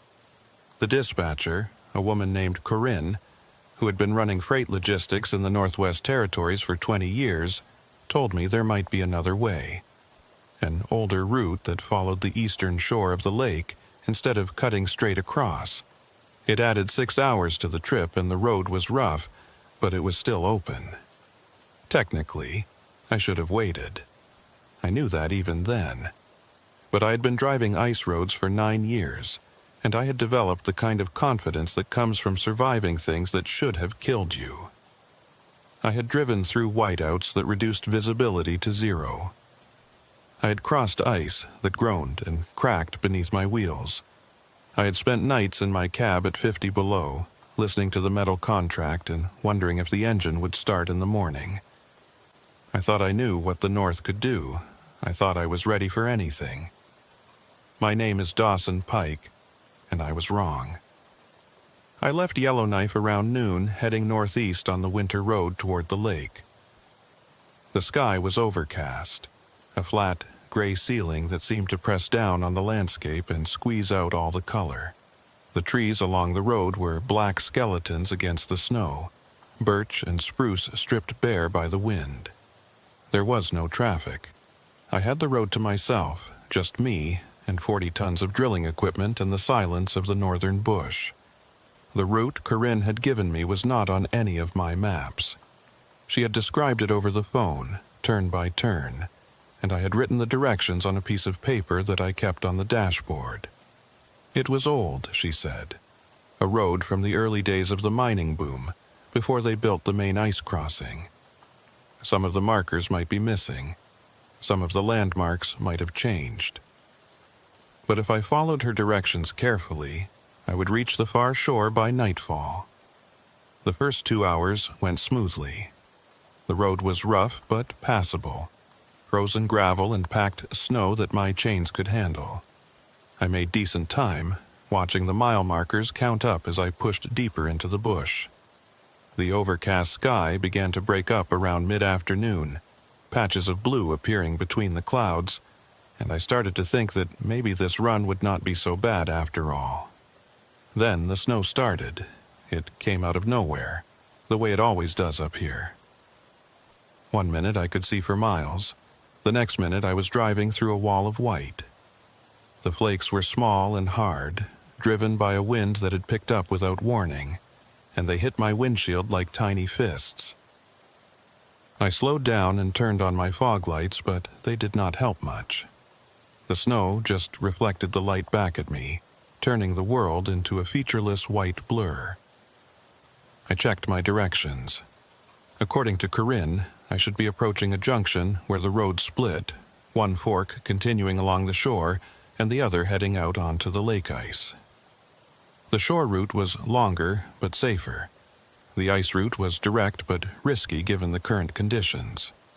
She had told me to take the shore route. She had been very clear about that. But I could not find the junction. The snow was too heavy, the visibility too poor. I kept driving, watching for any sign of a turnoff, any marker that would tell me where I was. Nothing, just the road and the snow and the darkness that was starting to gather at the edges of the day. I should have stopped. I should have pulled over and waited for the storm to pass. But stopping in a whiteout is almost as dangerous as driving in one. Other vehicles cannot see you. You can get buried. You can run your engine to stay warm and then run out of fuel and freeze. The safest thing is to keep moving, find shelter, get somewhere with walls and a roof and other people. So I kept driving. The road began to change. The gravel gave way to something smoother, harder, and I realized with a jolt of fear that I was on ice. I had missed the junction somehow. I had taken the wrong fork, and now I was out on the lake, driving across frozen water that the government had declared unsafe for travel. I stopped the truck and sat there for a long moment, trying to decide what to do. I could not see anything through the snow. I did not know how far I had come onto the ice, or how far I had to go to reach the other side. I did not know if the ice beneath me was solid, or if I was sitting on top of a pressure ridge that could give way at any moment. The smart thing would be to turn around, go back the way I came, find the shore route, add the extra hours to my trip, and arrive late, but alive. That was what any experienced ice road driver would do. That was what I should have done. But when I looked in my mirrors, I could not see the road behind me. The snow had covered my tracks. The way back was as invisible as the way forward. I was in the middle of the lake with no idea which direction led to safety and which direction led to open water. I made a decision. I would keep going forward. I would drive slowly, carefully, and trust that the ice would hold. The mining operation was on the far side of the lake. If I kept heading northeast, I would eventually reach it. I just had to stay calm and stay on course. The first sign of trouble came about 20 minutes later. I heard it before I felt it. A deep, groaning sound from somewhere beneath me, like a giant waking up from a long sleep. The ice was talking. That was what we called it when the frozen surface made noise. Usually it was just thermal expansion, the ice adjusting to temperature changes, nothing to worry about. But this sound was different. This sound was angry. I felt the vibration through my seat, through the steering wheel, through the floor of the cab. The ice was moving, not cracking, not yet, but shifting, settling. I could feel the whole surface tilting slightly like a table with an uneven leg. I pressed the accelerator gently, trying to get moving again without putting too much stress on the ice. The truck lurched forward, chains biting into the frozen surface. The groaning sound continued, following me, surrounding me. I could not tell where it was coming from. It seemed to be everywhere at once. The snow was still falling, still reducing visibility to almost nothing. I was driving blind, navigating by instinct and hope. The compass on my dashboard said I was heading northeast, but compasses could be unreliable this far north. The magnetic pole played tricks with the readings. I could be going in circles and never know it. Then the groaning stopped. The silence was worse. It meant the ice had finished moving. It meant whatever was going to happen had already happened. I held my breath and waited for the crack, for the sudden lurch, for the freezing water to come rushing up through the broken surface. But nothing happened. The ice held. I kept driving. It was almost dark when I saw the lights. They appeared out of the snow like a mirage, faint at first and then brighter as I got closer. A building, some kind of structure on the shore of the lake. I could see windows glowing with yellow light and smoke rising from a chimney. A roadhouse, one of the old supply stations that used to serve the mining camps before the main routes were established. I did not know there was a roadhouse on this part of the lake. Corinne had not mentioned it. But I was not going to question my luck. I needed to get off the ice. I needed shelter, warmth, a chance to wait out the storm and figure out where I was. I turned toward the lights and drove. The shore came up faster than I expected. One moment I was on ice, the next moment I was climbing a shallow bank onto solid ground. The roadhouse was just ahead. A long, low building made of logs and corrugated metal. It looked old, decades old, but the lights were on and smoke was coming from the chimney. Someone was there. Someone who could help me. I parked my truck in front of the building and climbed down from the cab. The wind hit me immediately, driving snow into my face and stealing my breath. I pulled my hood up and walked toward the door, my boots crunching on the frozen ground. There was no sign, no name on the building. Just a plain wooden door with a small window set into it. I knocked, no answer. I knocked again, harder, still nothing. I tried the handle and the door swung open. The inside of the roadhouse was warm. That was the first thing I noticed. Warm and dry and lit by oil lamps that cast flickering shadows on the walls. There was a main room with a counter and some tables and chairs, and a hallway leading back to what I assumed were private rooms. A fire was burning in a stone fireplace at the far end of the room, but there was no one there, no staff behind the counter, no customers at the tables. The place was empty. "Hello," I called out. "Anyone here?" No answer, just the crackle of the fire and the moan of the wind outside. I walked further into the room, looking around. The roadhouse was old but well-maintained. The furniture was simple but solid. There were photographs on the walls, black and white images of trucks and drivers from decades past. Men in heavy coats standing next to machines that looked primitive compared to what we drove now. Pioneers of the ice roads, the ones who had come before.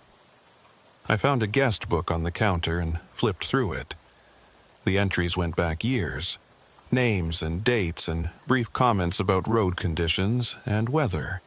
Most of them were from drivers passing through on the old route, the same route I was trying to take. But the most recent entry was from 3 years ago. No one had signed in since then. That was strange. If the roadhouse was abandoned, who had lit the fire? Who had turned on the lamps? Who was keeping this place warm and ready for guests? "Hello?" I called again. My voice sounded thin in the empty room. "Is anyone here?" I heard a sound from the hallway. A door opening and closing. Footsteps. A woman emerged from the back of the building. She was middle-aged, with gray hair pulled back in a bun and a weathered face that spoke of years in the north. She was wearing an apron and wiping her hands on a cloth, like she had been in the middle of preparing food. "Sorry," she said. "Did not hear you come in. Storm is loud tonight." I apologized for barging in and explained my situation. Lost on the ice crossing, caught in the whiteout, looking for shelter until the storm passed. She nodded like she had heard the story before. "Happens more than you would think," she said. "Drivers miss the junction, end up on the old route, find their way here. You are lucky you saw the lights. Not everyone does." I asked her name. "Maeve Cotter," she said. She ran the roadhouse with her husband, had been doing it for almost 30 years. I did not ask where her husband was.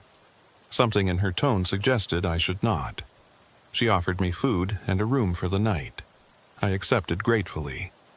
While she went to prepare something in the kitchen, I sat at one of the tables near the fire and tried to warm up. The heat felt good on my face and hands, but I could not shake the chill that had settled into my bones.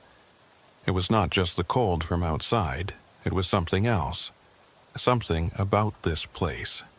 I looked at the photographs on the walls again. The drivers in those pictures were all smiling, posing proudly next to their trucks. But there was something wrong with the images. Something I could not quite identify. The men looked happy, but their eyes did not match their smiles. They looked tired, worn down, like they had been driving for a very long time and had forgotten how to stop. Maeve came back with a bowl of stew and some bread. I thanked her and started eating. The food was good, hot and filling, exactly what I needed after hours on the road. She sat across from me and watched me eat, not saying anything, just watching. It made me uncomfortable, but I did not know how to ask her to stop. "The rooms are down the hall," she said when I finished. "Second and third doors on the right. Take whichever one you want. But do not go in the room at the end. That one stays locked." I asked her why. She did not answer for a long moment, just looked at me with those tired eyes that seemed to see more than they should. "There was a driver," she said, finally. "Years ago. He came through here just like you, lost on the ice, looking for shelter. We gave him a room. That room. But he was not right. Something had happened to him out on the lake, something that changed him. He stayed in that room for 3 days, would not come out, would not eat, would not talk to anyone. And then one morning he was gone. Door was still locked from the inside, but he was gone. We have not opened it since." I stared at her. That was not possible. A locked room, a man who disappeared. It sounded like a ghost story, the kind of thing drivers told each other to pass the time on long hauls. Maeve seemed to read my thoughts. "Believe what you want," she said, "but stay out of that room, for your own sake." I finished my meal and took my bag down the hall. The second room was small but clean, with a bed and a dresser and a window that looked out onto the storm. I could hear the wind howling outside, could see the snow driving past in horizontal sheets. I was glad to be inside, glad to be warm and safe and off the ice. But I could not stop thinking about that room at the end of the hall. I lay in bed and listened to the sounds of the roadhouse, the creak of the walls in the wind, the crackle of the fire in the main room, the occasional footsteps as Maeve moved around, doing whatever she did to keep this place running. Normal sounds, ordinary sounds. Then I heard something else. Footsteps, but not from the main room. From the hall, from the direction of the locked room. I sat up in bed and listened. The footsteps were slow and heavy, like someone walking with great effort. They went back and forth, pacing. I could hear them clearly through the wall. Someone was in that room. Someone was walking around in there. But Maeve had said the room was locked. She had said no one had opened it in years. I got out of bed and went to my door. Opened it a crack and looked down the hall. The door at the end was closed.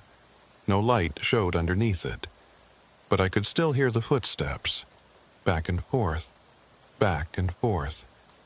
A rhythm like breathing. Like a heartbeat. I closed my door and got back in bed. I told myself it was nothing. The building settling in the cold. Pipes contracting. Some other mundane explanation, but I did not believe it. I knew what footsteps sounded like. And those were footsteps. I lay there in the dark and listened to them pace until I finally fell asleep. In my dreams, I was driving on the ice. The lake stretched out around me in all directions, flat and white and endless.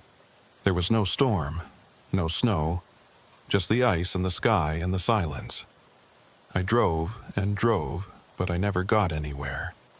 The shore never got closer. The ice went on forever. And somewhere behind me, something was following. I could not see it. I could only feel it. A presence, a weight. Something that was getting closer no matter how fast I drove. Something that would catch me eventually. I woke up before it reached me. But I knew it was still out there. Waiting. I woke to silence. The footsteps had stopped. The wind had died down. I lay in bed for a long moment, listening to the quiet, trying to convince myself that everything I had heard the night before had been a dream. Fatigue and stress and the disorientation of being lost on the ice. My mind playing tricks. Nothing more. But I knew that was not true. I got dressed and went out into the hall. The door at the end was still closed, same as before. I stood there looking at it, feeling the pull of curiosity warring with something deeper. Fear. The animal instinct that tells you some doors should stay shut. I walked to the door and put my hand on the wood. It was cold, colder than it should have been, colder than the air around it, like there was something on the other side drawing the heat away.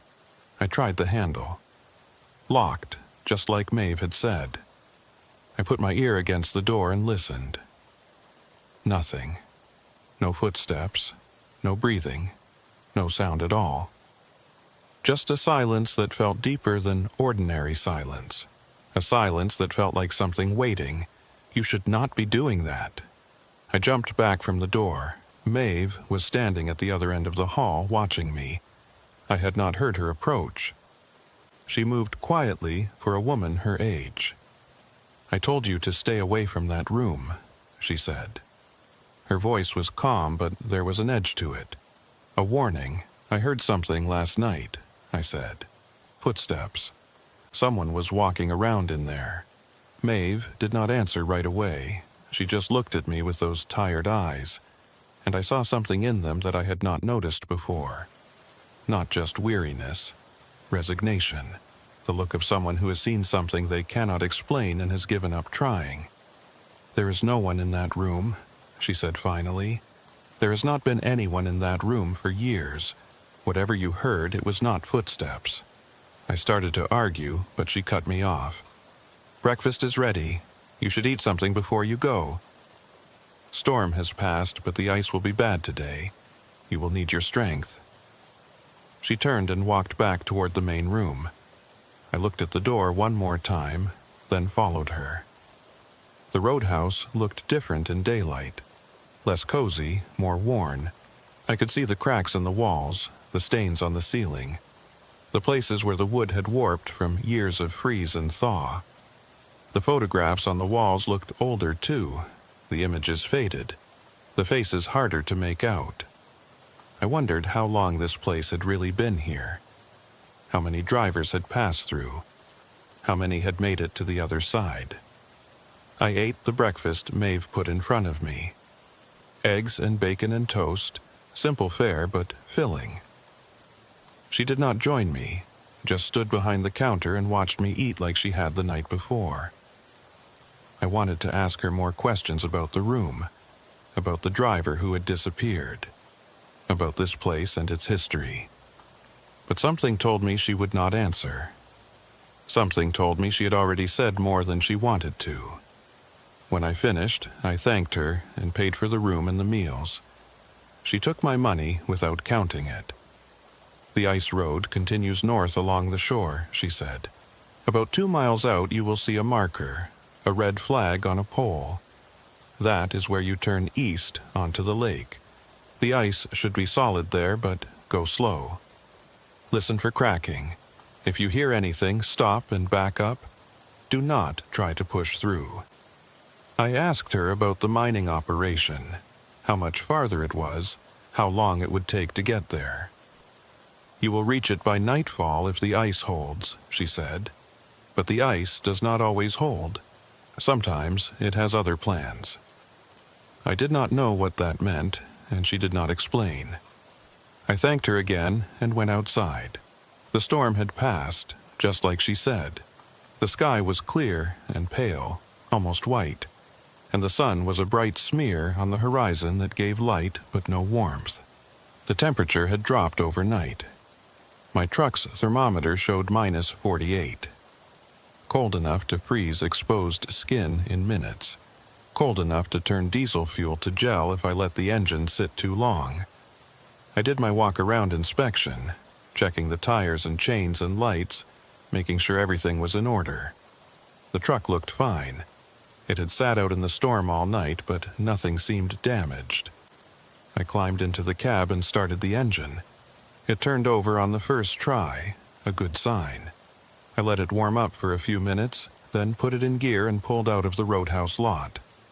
I looked back once as I drove away. Maeve was standing in the window watching me go. She did not wave. The road along the shore was rough but passable. I could see the lake on my left, a flat, white expanse that stretched to the horizon. It looked solid from here, but I knew that appearances meant nothing. Ice could be 3 feet thick in one spot and 3 inches thick 10 yards away. You could not trust your eyes out here.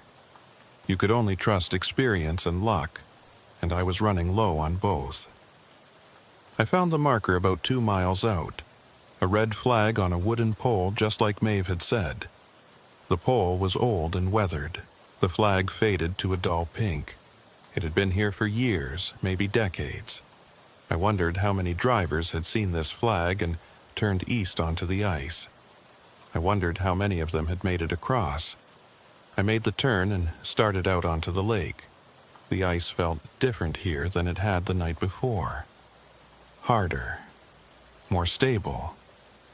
I could not hear any groaning or cracking. Could not feel any movement beneath my wheels. Just solid frozen water, strong enough to hold my truck and my load without complaint. I let myself relax a little. Maybe the worst was behind me. Maybe I would make it after all.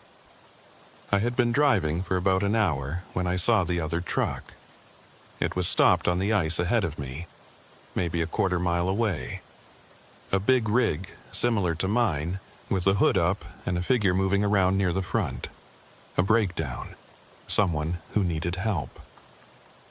I approached slowly, watching for any signs that this was something other than what it appeared to be.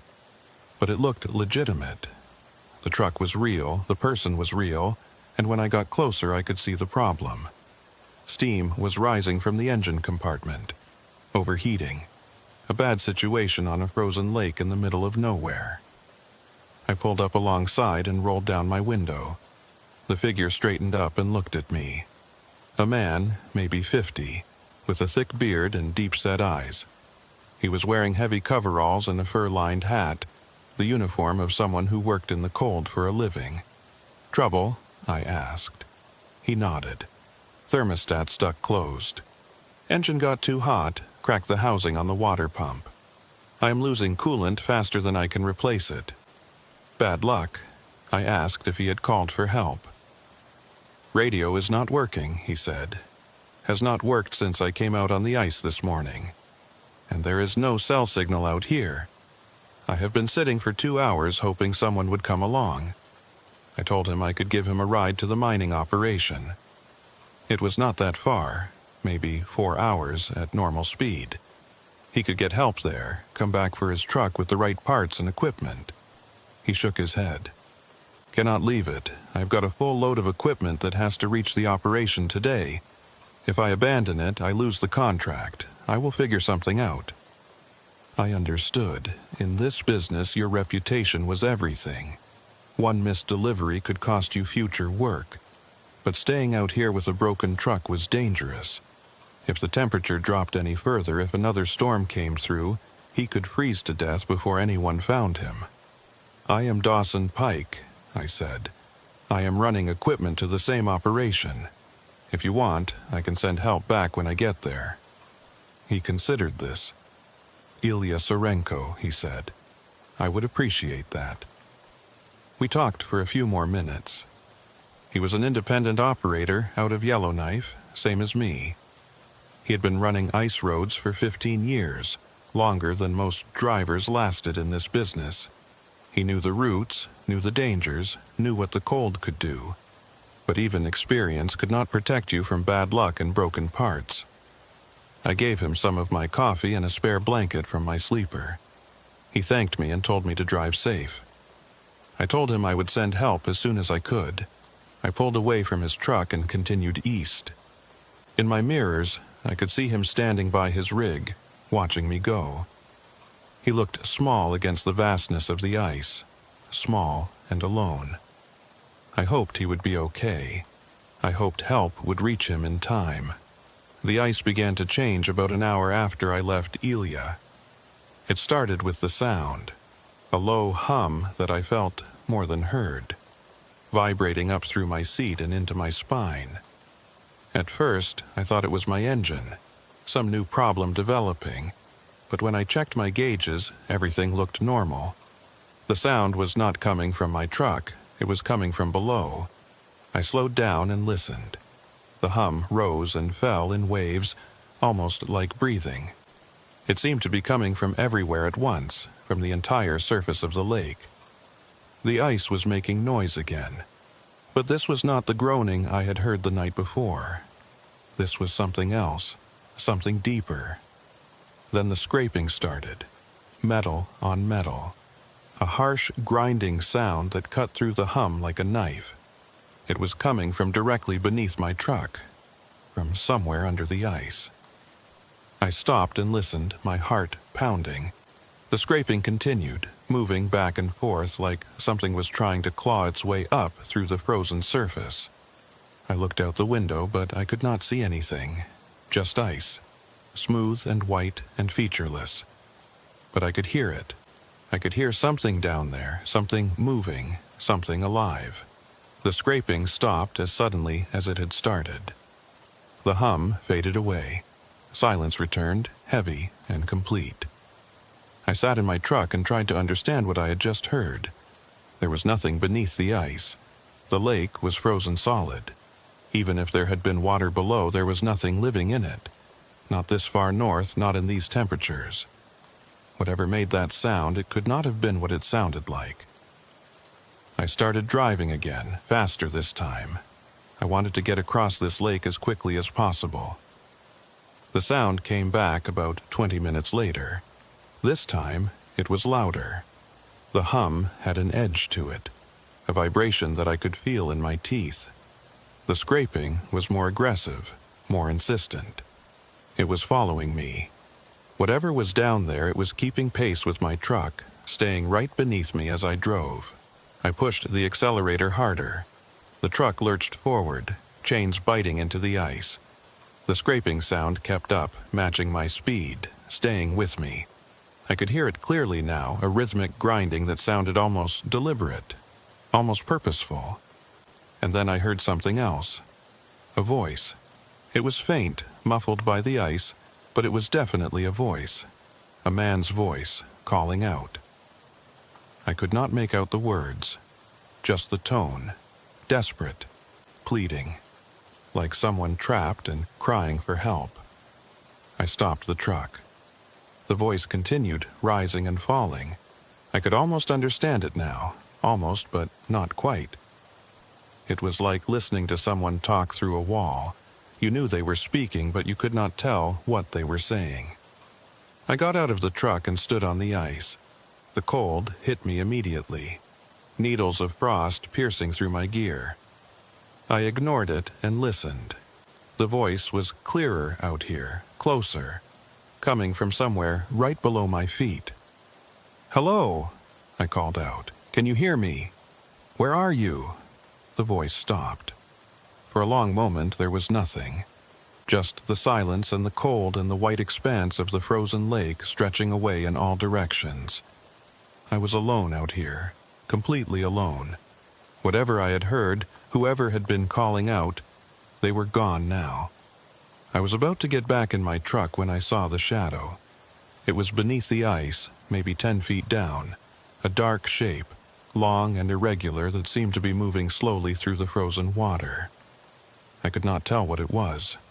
A log, a piece of debris, some remnant of the lake's unfrozen past, suspended in the ice like an insect in amber. But then it moved, not drifting, moving, deliberately. The shape shifted, rotated, and I caught a glimpse of something that made my stomach drop. It looked like a truck, a semi buried in the ice. The cab was visible, the windshield, the outline of the door, and behind the wheel a shape that might have been a person, sitting there, frozen, waiting. I stumbled backward, away from the shadow. My foot hit a patch of rough ice and I went down, landing hard on my side. Pain shot through my hip, but I barely noticed. I was staring at that shape beneath the ice, that impossible shape, trying to understand what I was seeing. The shadow moved again, rotated, and I realized with a jolt of pure terror that it was rising, coming up toward the surface, coming up toward me. I scrambled to my feet and ran for my truck. I did not look back. I climbed into the cab and slammed the door and put the truck in gear and drove. I drove as fast as I dared, faster than was safe, my chains throwing up chunks of ice behind me. I drove and I did not look down, and I did not listen for the sounds that might be following me. The shadow did not follow. Or if it did, I never saw it again. But I could not stop thinking about what I had seen. A truck buried in the ice. A driver frozen behind the wheel. How long had they been down there? How had they gotten there? The lake was supposed to be solid. The ice was supposed to be safe. I thought about Ilya back there with his broken water pump. Alone on the ice, waiting for help that might not come in time. I thought about the roadhouse, about Maeve and her warnings, about the locked room and the footsteps I had heard in the night. I thought about the driver who had disappeared from that room years ago. The one who had come in off the ice changed. Wrong. The one who had locked himself in and then vanished without opening the door. And I wondered if the lake had taken him too. The mining operation appeared on the horizon about 2 hours later. A cluster of buildings and equipment, lights blazing against the gathering dark. I had made it. I had crossed the lake. I was safe. But I did not feel safe. I felt like something had followed me across the ice. Something that was still with me. Something that was waiting for me to let my guard down. And somewhere back there, Ilya Sarenko was still standing by his broken truck, alone, in the dark. On top of whatever was buried in the ice, I had to send help. I had to get someone back there before nightfall, before the ice decided to take him too. I reached the mining operation just as the last light was fading from the sky. The place was bigger than I expected. A sprawling complex of prefab buildings and heavy equipment spread across the frozen shore. Floodlights blazed everywhere, pushing back the Arctic darkness. I could see workers moving between structures, trucks lined up at loading bays, the constant activity of an operation that never stopped. It should have felt safe, it should have felt like civilization, but all I could think about was Ilya. I found the dispatch office and told them about the stranded driver, gave them his location, his name, the nature of his breakdown. The dispatcher was a heavy-set man with a beard that looked like it had not been trimmed in months. He listened to my report and typed something into his computer. "We will send someone out," he said. "Got a recovery team that handles breakdowns on the ice road. They can have a truck out there in a couple of hours. A couple hours." That meant Ilya would be alone on the ice until at least midnight. Alone in the dark at 50 below with nothing but a broken truck and a spare blanket. "Can you get someone out there sooner?" I asked. "He has been sitting since this morning. If the temperature drops any further, he could be in real trouble." The dispatcher shrugged. "Recovery team is out on another call right now. Stuck truck about 40 miles north of here. They will head to your guy as soon as they finish up. Best I can do." I wanted to argue, but I knew it would not help. These operations ran on schedules and priorities. A stranded driver was a problem, but not an emergency. Not yet. I unloaded my cargo and completed my paperwork. The whole time I kept thinking about Ilya standing by his truck, watching the sky get dark, waiting for lights that were still hours away. I thought about the sounds I had heard on the ice, the voice calling out from below, the shadow rising toward the surface. I thought about going back for him myself.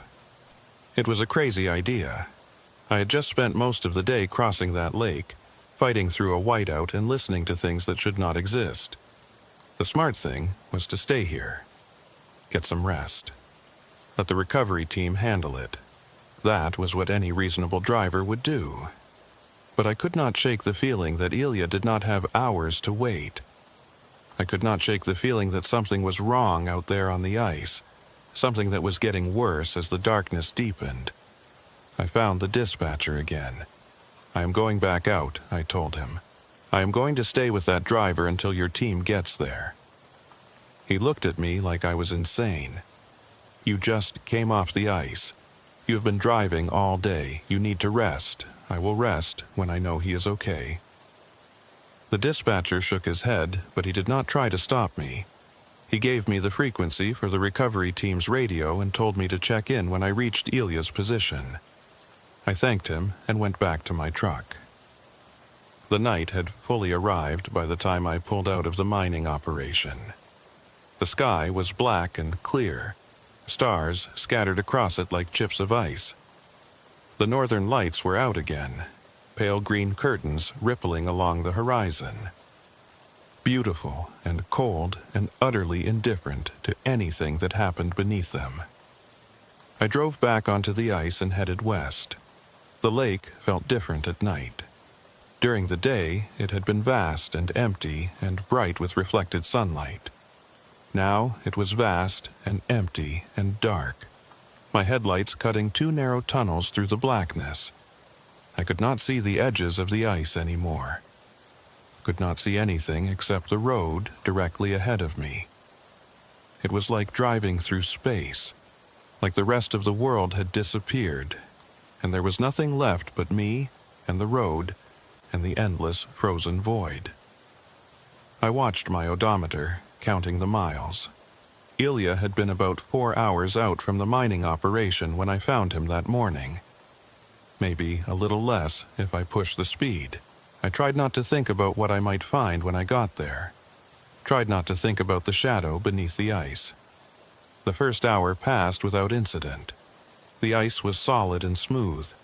The air was still. No sounds from below, no shapes in the darkness. Just the rumble of my engine and the crunch of my chains, and the vast silence of the frozen lake. Then my GPS flickered. I looked at the screen. The display was jumping, the map scrolling back and forth like it could not decide where I was. The position marker hopped from one spot to another, showing me on the ice, then on the shore, then somewhere in the middle of the lake where there was no road at all. I tapped the screen, but it did not help. The system was confused, lost. I checked my compass. It was spinning slowly, the needle drifting in lazy circles instead of pointing north. The magnetic anomalies up here could do that sometimes. Throw off your instruments, make you doubt your own sense of direction. I kept driving. I knew this route. I had driven it twice already. I did not need electronics to tell me where I was going. I just needed to keep heading west, and I would find Elia. But the ice did not feel right anymore. It was subtle at first, a slight roughness beneath my tires, a sense that the surface was not as solid as it had been. I slowed down and listened. No groaning, no cracking. But something was different. Something had changed. I checked my watch. I had been driving for almost 2 hours. I should be getting close to Ilya's position by now, but there was nothing ahead of me. No truck, no lights, just the darkness and the ice and the stars burning cold and distant overhead. I stopped the truck and got out. The silence was absolute. I stood on the ice and listened, but there was nothing to hear. No wind, no sound from the depths, nothing at all. The world felt empty, hollow, like I was the only thing left alive in it. I walked a few yards from my truck and looked around. The ice stretched away in all directions, flat and featureless. I could not see any landmarks, could not see the shore, could not see anything that would tell me where I was or which way I should go. I was lost. The realization hit me like a physical blow. I was lost on the ice in the middle of the night with a GPS that did not work and a compass that could not find north. I could drive in circles for hours and never find Ilya. Never find the mining operation. Never find anything except more ice and more darkness until my fuel ran out and the cold came in and took me. I got back in my truck and tried the radio. "Recovery team, this is Pike. Do you copy?" Static, nothing but static. I tried again. "Anyone on this frequency, this is Dawson Pike on Great Slave Lake. I am trying to reach a stranded driver and I have lost my position. Does anyone copy?" More static, then a voice. Faint and broken, cutting in and out. "Pike, read you, position, marker." The voice faded into noise. I adjusted the frequency, trying to get a cleaner signal. "Say again, I did not copy your last transmission. What is your position? 20 miles, north, ice breaking, do not..." The transmission cut out completely. I tried to raise them again, but there was nothing. The radio was dead. Ice breaking. That was what they had said, or what I thought they had said. Ice breaking somewhere to the north. A crew in trouble. More drivers stranded on a lake that was falling apart beneath them.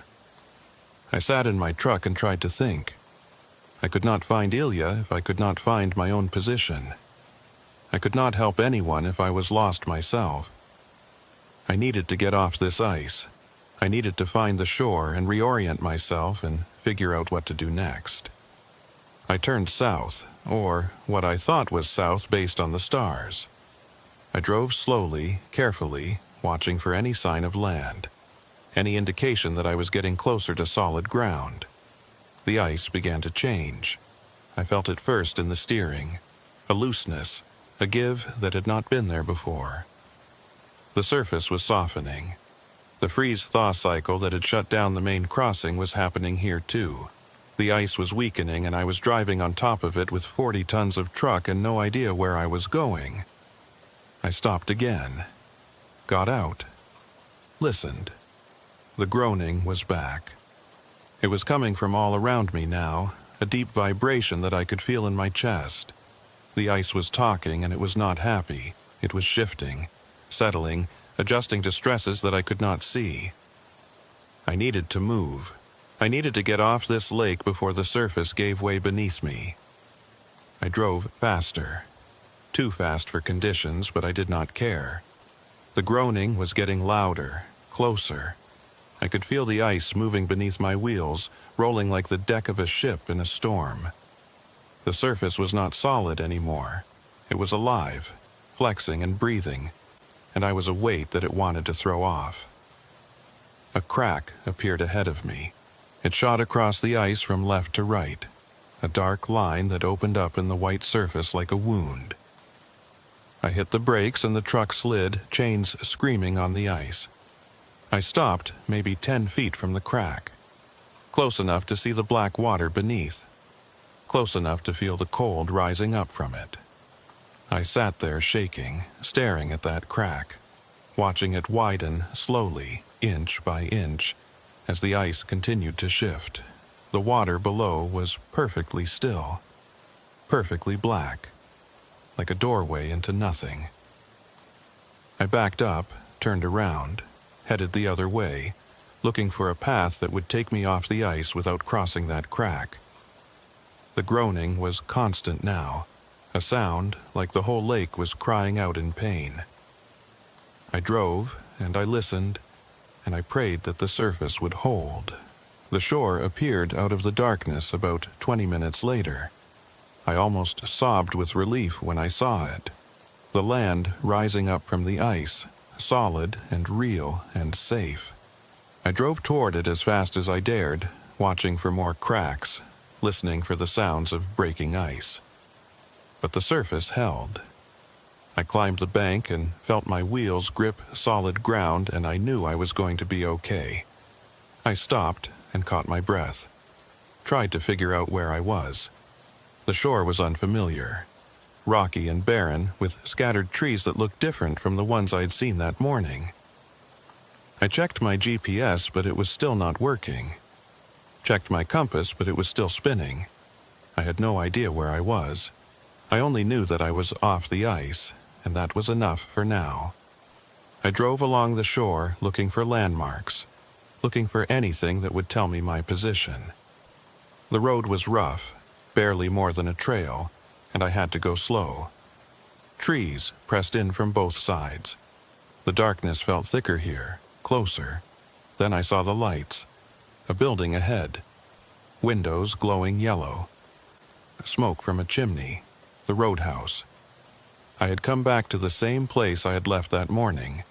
Somehow, impossibly, I had driven all the way across the lake and back again without finding Elia, without reaching the mining operation, without getting anywhere at all. I was right back where I started. I pulled into the lot and sat there for a long moment, trying to understand, trying to make sense of what had happened. My GPS flickered to life. The screen steadied, the map appeared, and I could see my position clearly for the first time in hours. I was at the roadhouse on the eastern shore of the lake. The mining operation was 40 miles to the west. Ilya's last known position was about 20 miles out on the ice. I checked the timestamp on my GPS track. The record of everywhere I had been logged automatically by the satellite. There was a gap. The track showed me leaving the mining operation, showed me driving out onto the ice. Then nothing. 15 minutes of nothing. No position, no movement, no data at all. The system had lost me completely, and when the track resumed, I was here, at the roadhouse, on the wrong side of the lake. 15 minutes. I had lost 15 minutes somewhere on that ice. 15 minutes that the satellites could not see. 15 minutes where I had been nowhere at all. The door of the roadhouse opened. Maeve stepped out and looked at my truck. She did not seem surprised to see me. She did not seem surprised at all. "I knew you would be back," she said. "They always come back." I got out of the truck and walked toward her. I was tired and scared and confused, and I needed answers. "What is happening?" I said. "What is out there on that ice? What happened to me?" Maeve looked at me for a long moment. Then she stepped aside and gestured toward the open door. "Come inside," she said. "You need to see something." I followed her into the roadhouse. The fire was burning. The lamps were lit. Everything looked the same as it had that morning, except for the door at the end of the hall. It was open. The door stood open at the end of the hall. I stared at it from the main room. feeling something cold move through me that had nothing to do with the temperature outside. That door had been locked. Maeve had told me it had been locked for years. No one had opened it since the driver disappeared, but it was open now. Maeve walked past me, toward the hall, and stopped at the threshold. She looked back at me with those tired eyes. "You wanted to know what is out there on the ice," she said. "You wanted to understand what happened to you. The answer is in that room. It has always been in that room. I did not move. I did not want to see what was behind that door. I did not want to know what had happened to the driver who had locked himself inside and vanished. But I also knew that I could not leave without looking. I could not drive back across that lake without understanding what I was dealing with." I walked down the hall. The door was old wood, same as the others, but it looked different up close. The surface was marked with scratches, deep gouges in the grain like someone had tried to claw their way out, or claw their way in.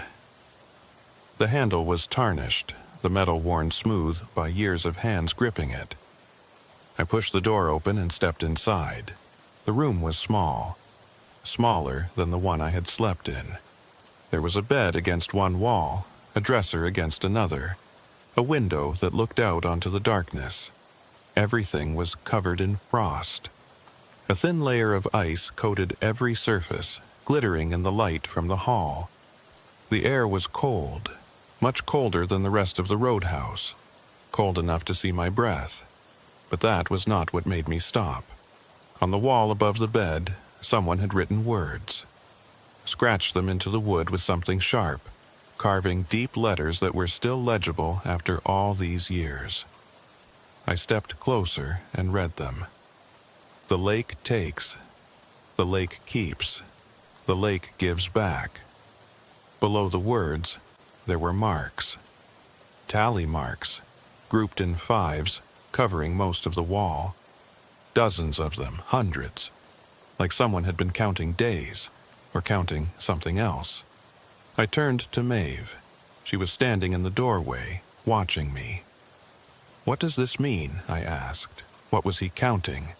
She did not answer right away. She looked at the wall, at the scratched words and the endless tally marks, and something in her face shifted. Sadness, or maybe recognition.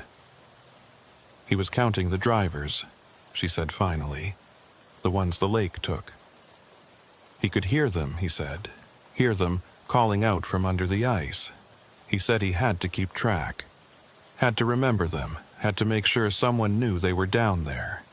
I thought about the voice I had heard on the ice, the man calling out from below. Desperate, pleading. "He heard them too," I said. Maeve nodded. He heard them, and then he went to join them. I looked at the window. It was closed, latched from the inside. The door had been locked. There was no way out of this room except through the hall. "How did he leave?" I asked. "You said the door was still locked when he disappeared. How did he get out?" Maeve shook her head. "He did not get out. He went down. Through the floor. Through the ice. The lake came up and took him. Same as it takes all of them. Same as it tried to take you tonight." I looked at the floor. It was wood, same as the rest of the roadhouse. Solid. No cracks, no gaps, no sign that anything had ever come through it. But there was frost there too. A thin layer of ice spreading out from the center of the room like something had frozen it from below. I backed towards the door. "The lake is not just water," Maeve said. "It is not just ice. It is something else. Something old. Something that has been here longer than any of us. The drivers who go out on it. The ones who do not come back. They become part of it. They are still out there, still driving, still looking for the other side. And sometimes they call out to the ones who are still alive. Sometimes they try to bring them down." I thought about the shadow I had seen beneath the ice, the truck buried in the frozen water, the driver sitting behind the wheel. "Ilya," I said. "The driver I left out there. Is he—" "I do not know," Maeve said. "Maybe the recovery team reached him. Maybe he is safe at the mining operation right now, warming up and telling them about the crazy driver who promised to send help and never came back. Or maybe the lake took him. Maybe he is down there with the others, driving through the dark, calling out for someone to find him." I pushed past her and walked back to the main room. I needed to get out of this place. I needed to get back on the road and find out what had happened to Ilya. I needed to know if he was alive. "You cannot go back out there tonight," Maeve said, following me. "The ice is too unstable. You will end up in the water before you get halfway across." "I do not care. I have to find him." She grabbed my arm. Her grip was stronger than I expected. "Listen to me," she said. "I have seen this before. Drivers who go out on that lake and come back changed. Drivers who hear the voices and cannot stop listening. If you go back out there tonight, you will not come back. The lake will take you and it will not give you back." I pulled away from her. "I am not leaving him out there." She looked at me for a long moment. Then she let go. "There's a radio in the office," she said. "The mining operation frequency.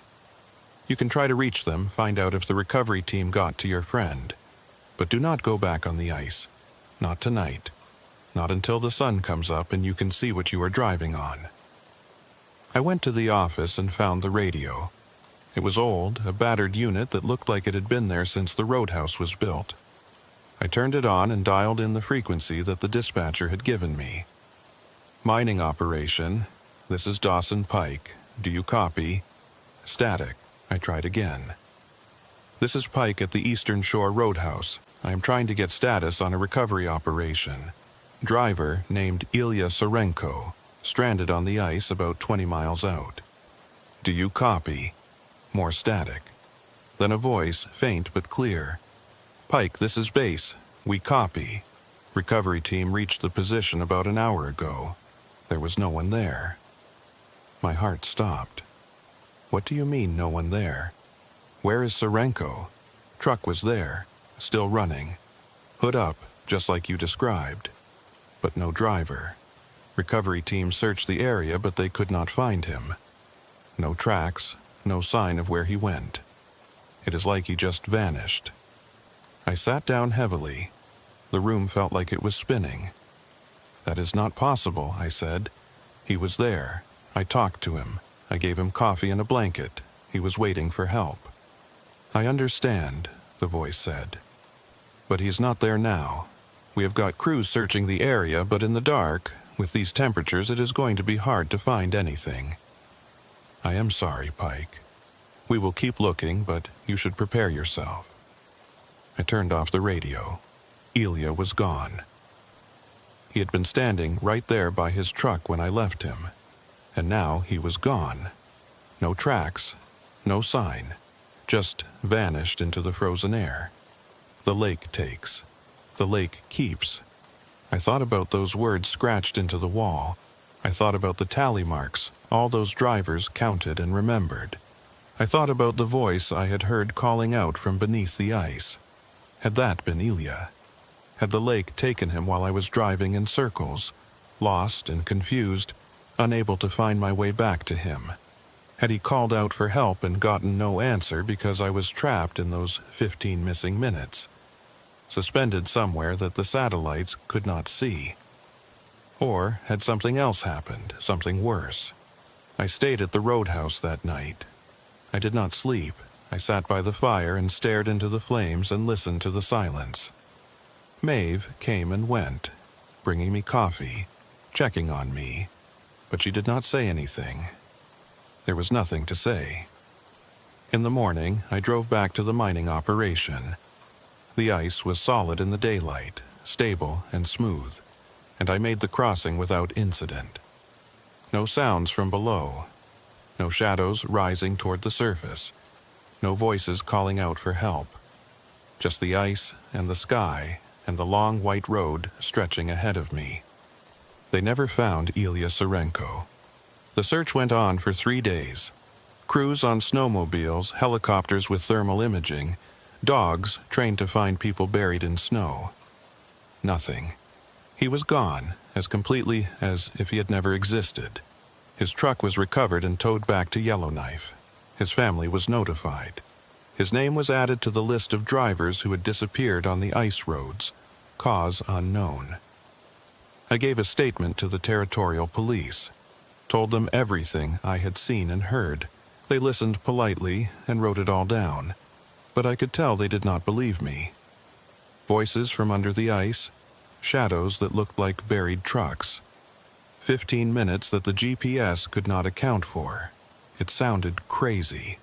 It sounded like the ravings of a driver who had spent too long alone in the cold. Maybe it was.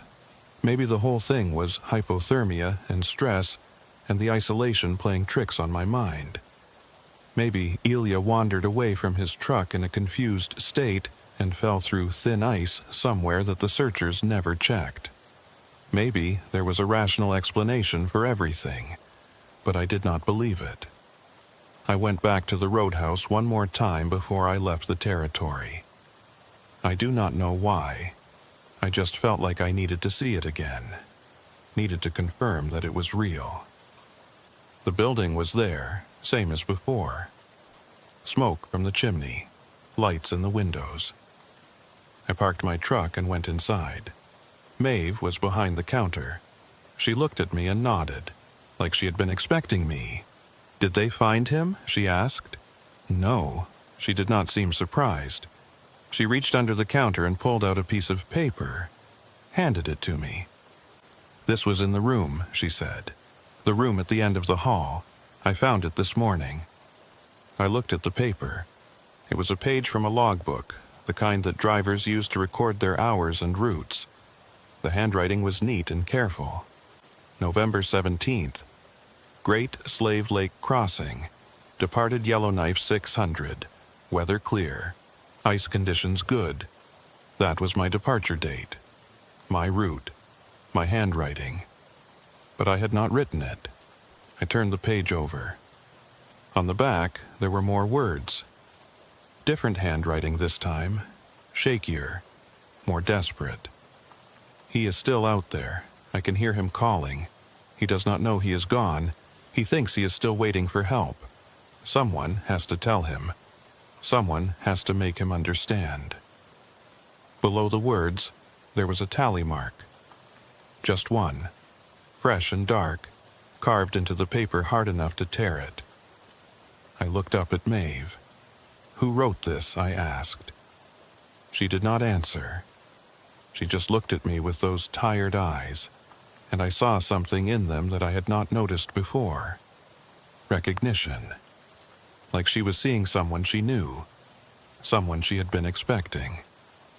"The lake gives back," she said, "but it does not give back the same thing it took." I left the roadhouse and drove south. I drove all the way to Yellowknife and I kept driving. I did not stop until I was out of the territories, out of the north, away from the ice and the cold and the silence that felt like something waiting. I do not drive ice roads anymore. I told my dispatcher that I was done with the northern routes. I would haul freight anywhere else. Mountains, deserts, coastal highways, anywhere that the ground was solid and the water stayed where it belonged. He did not argue. Maybe he had heard stories about what happened on Great Slave Lake. Maybe he understood. But sometimes, late at night when I'm driving through empty country, I think I hear something. A voice, faint and far away, calling out for help. A man's voice, tired and confused, asking if anyone can hear him. Asking if help is coming. I tell myself it is just the radio. Just interference from some distant signal bleeding through. I tell myself it is nothing. But I know that voice. And I know that somewhere out there, on a frozen lake in the Northwest Territories, Ilya Sarenko is still waiting by his truck, still watching the horizon for headlights that will never come, still believing that someone is on their way. The lake takes, the lake keeps, and sometimes, late at night, the lake gives back. but not the same. Never the same.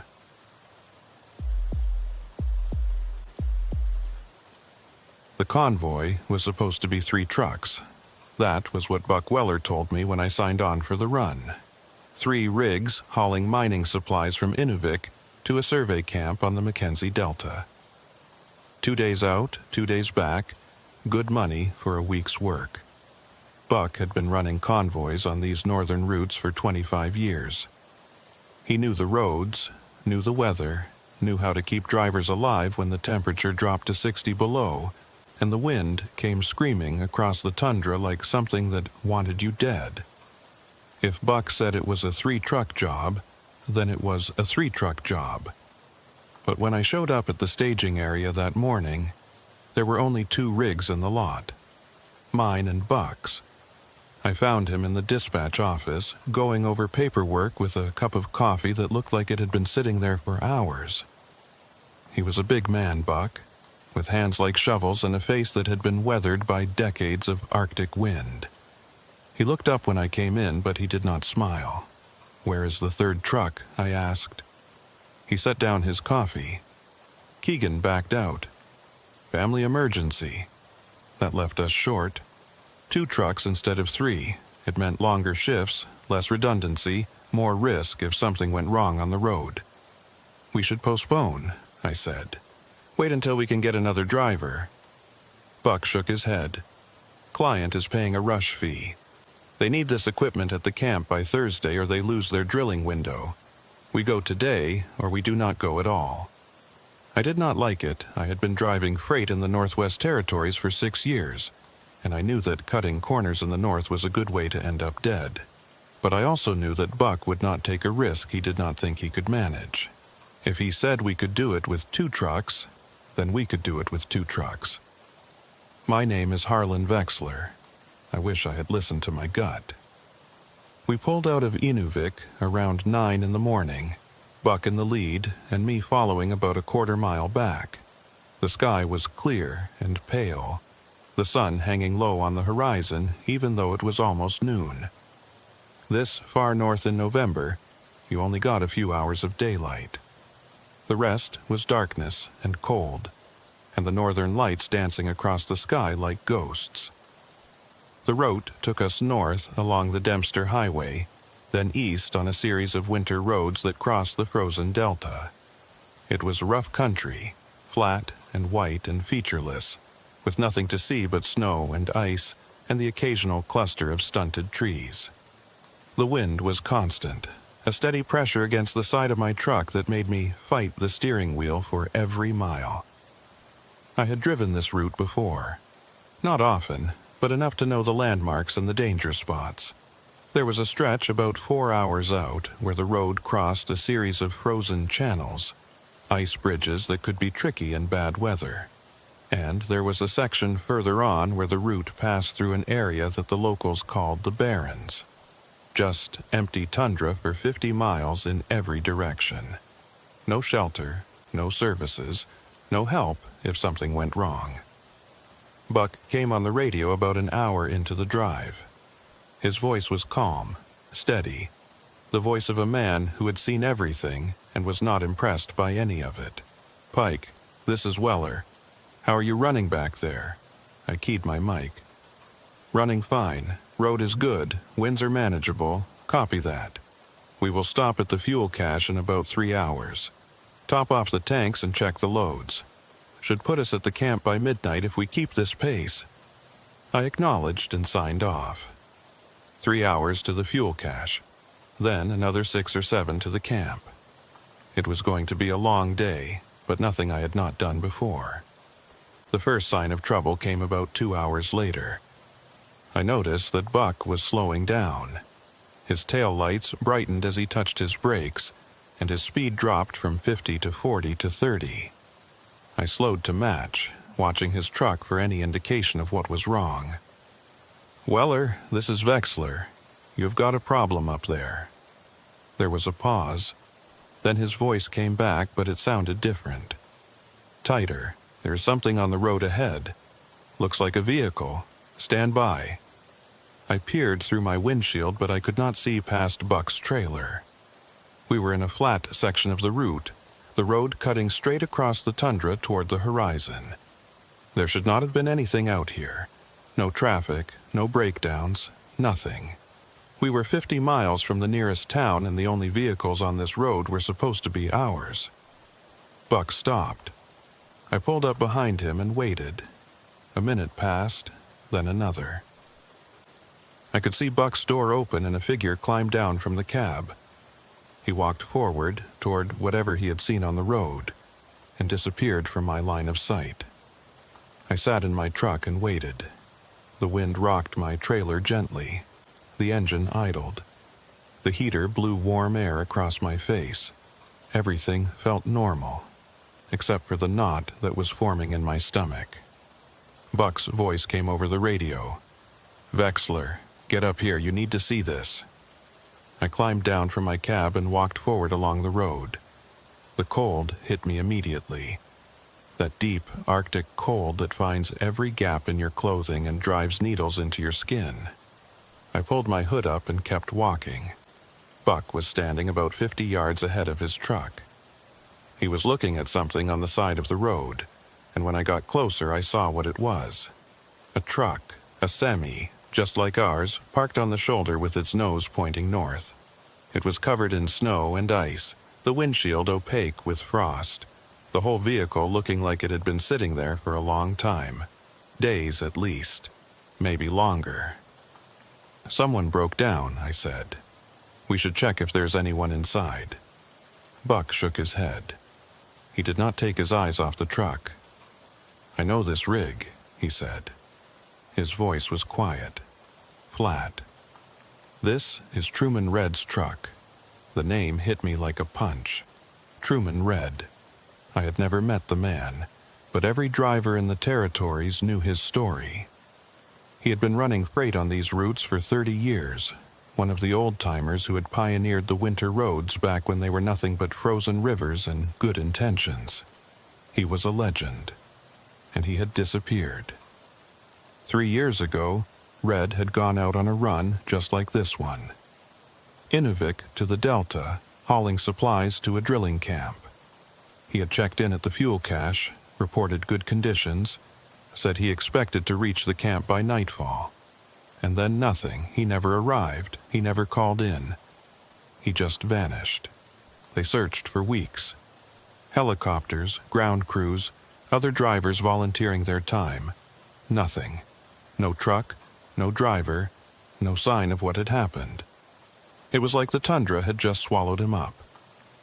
Eventually, they called off the search. Truman Red was declared dead. His family held a funeral. The company retired his truck number. Life went on. But here was his truck, sitting on the side of the road, 50 miles from anywhere, looking like it had been waiting for someone to find it. "That is not possible," I said. "They searched this whole area. They would have found it." Buck did not answer. He walked toward the truck slowly, carefully, like he was approaching something that might be dangerous. I followed him. The closer we got, the worse the truck looked. The tires were flat, frozen to the ground. The paint was faded and peeling. The chrome was pitted with rust. This truck had not been here for 3 years. It looked like it had been here for 30. Buck reached the driver's door and tried the handle. It was frozen shut. He pulled harder, putting his weight into it, and the door came open with a crack of breaking ice. The cab was empty. No driver. No body. No sign that anyone had been there at all. Just an empty seat, a steering wheel covered in frost, and a layer of ice on every surface. The cold coming out of that cab was intense, deeper than the air outside, like the truck had been refrigerated from the inside. Buck climbed up onto the running board and looked around the interior. I watched him from the ground, not wanting to get any closer. "His logbook is here," Buck said. He reached inside and pulled out a worn notebook, the kind that drivers used before everything went electronic. He flipped through the pages, scanning the entries. "Last entry is November 19th, he said, 3 years ago. the day he disappeared. He handed me the logbook. I looked at the final entry. November 19th. Departed fuel cache 1430. Weather deteriorating. Visibility poor. Will push through to camp. ETA 2100. That was it, the last words Truman Red had written. The last record of his existence. He had left the fuel cache in bad weather and driven into the storm and never come out. I handed the book back to Buck. What do we do? He was quiet for a long moment, looking at the truck, looking at the empty cab where his friend had sat 3 years ago, driving toward a destination he would never reach. We call it in, he said, finally. Report the location. Let the authorities handle it. And the run, we keep going. Red would have wanted us to finish the job. I was not sure that was true. I was not sure what Truman Red would have wanted. But Buck was the convoy leader, and it was his call. We went back to our trucks and Buck radioed the report to dispatch in Inuvik. He gave them the coordinates of the abandoned vehicle and the identification marks that confirmed it was Red's rig. The dispatcher said they would send a recovery team out as soon as possible, but it might be a day or two given the remote location. Buck signed off, and we got back on the road. I could not stop thinking about that truck as we drove.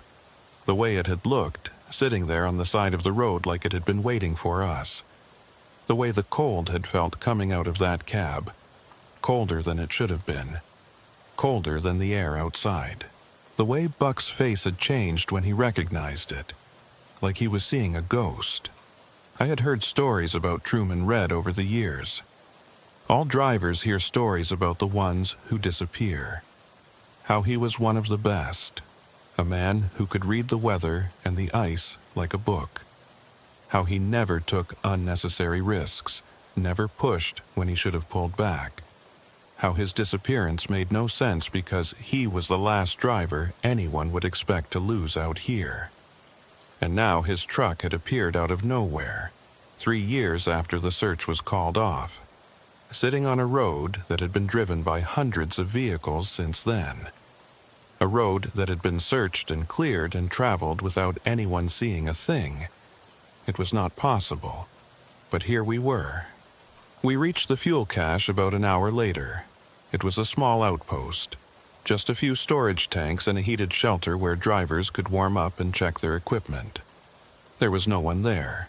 The cache was automated, unmanned most of the time. You swiped your card, pumped your fuel, and kept moving. Buck and I topped off our tanks and went into the shelter to eat something and stretch our legs. We did not talk much. The discovery of Red's truck had put a weight on the day that neither of us knew how to lift. I was finishing my coffee when Buck finally spoke. I drove with Truman for 15 years, he said. He was looking out the window at the empty tundra. Best driver I ever knew.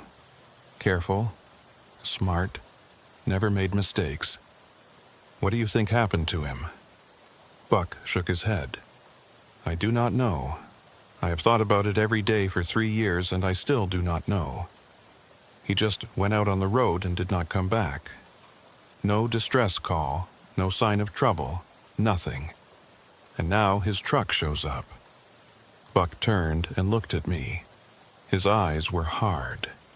That truck was not there a week ago. I drove this route last Tuesday and it was not there. Someone put it there, or something. I did not know what to say to that. I did not know what to think. We finished our break and went back to the trucks. The sky was getting darker, the brief Arctic day already fading toward night. We still had 6 hours of driving ahead of us, 6 hours of darkness and cold and empty road. Buck came on the radio as we pulled out of the fuel cache. Vexler, I need to tell you something. Go ahead.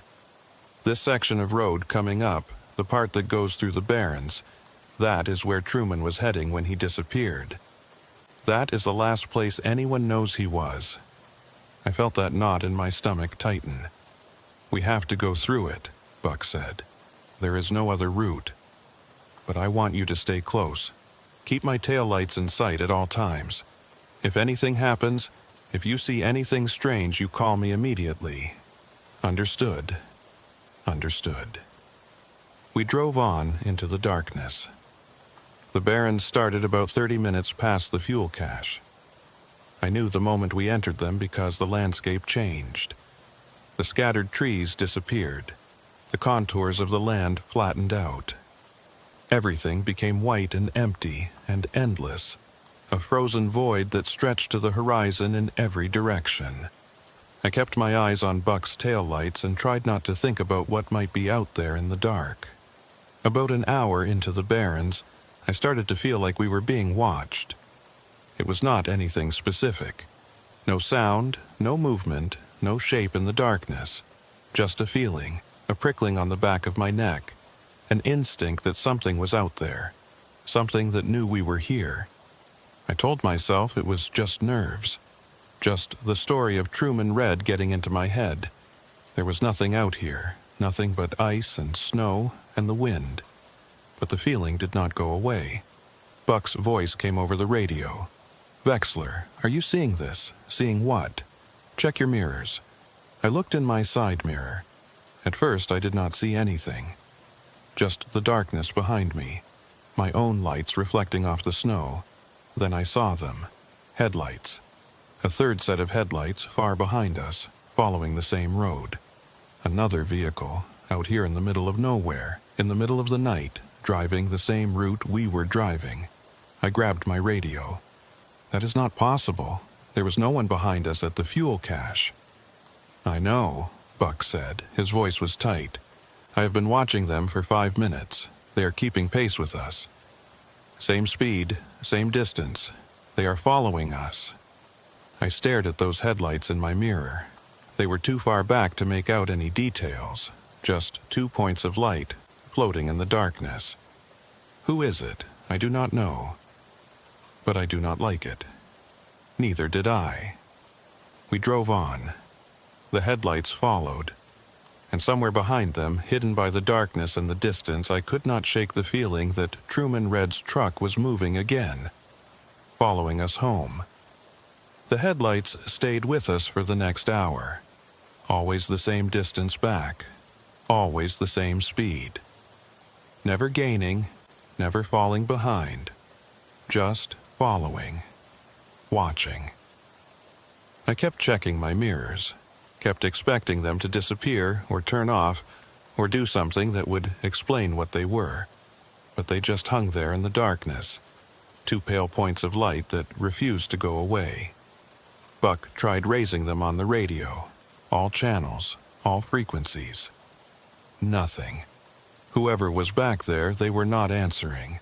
Or they were not able to answer. "I do not like this," Buck said over the radio. His voice was steady, but I could hear the tension underneath. "There should not be anyone else on this road tonight. We are the only convoy scheduled for this route." "Maybe it is the recovery team," I said. "Coming out for Red's truck. They would not be coming from this direction. And they would answer the radio." He was right. I knew he was right. But I did not want to think about what else those headlights might be. We drove on. The barrens stretched around us, flat and white and infinite. There were no landmarks out here, nothing to tell you that you were making progress. Just the road and the snow and the darkness pressing in from all sides. It felt like we were driving in place, like the world was moving past us, but we were staying still. The whiteout came without warning. One moment, I could see Buck's taillights clearly, red points in the darkness ahead. The next moment, they were gone, swallowed by a wall of white that descended on us like a curtain dropping. The snow was horizontal, driven by a wind that had come out of nowhere, and it hit my truck with a force that rocked the cab on its suspension. I slowed down immediately. In a whiteout, speed is death.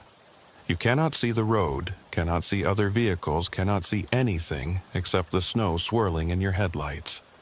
I dropped to 20, then 15, then 10, crawling forward and praying that I would not drive off the road or into the back of Buck's trailer. Weller, this is Vexler. I have lost visual on you. What is your position? Static. The radio crackled and hissed, but Buck's voice did not come through. I tried again. Buck, do you copy? I am in zero visibility here. I need your position. More static. Then a sound that might have been a voice, but so broken and distorted that I could not make out any words. The storm was interfering with the signal, or something else was. I stopped the truck. There was no point in driving if I could not see where I was going.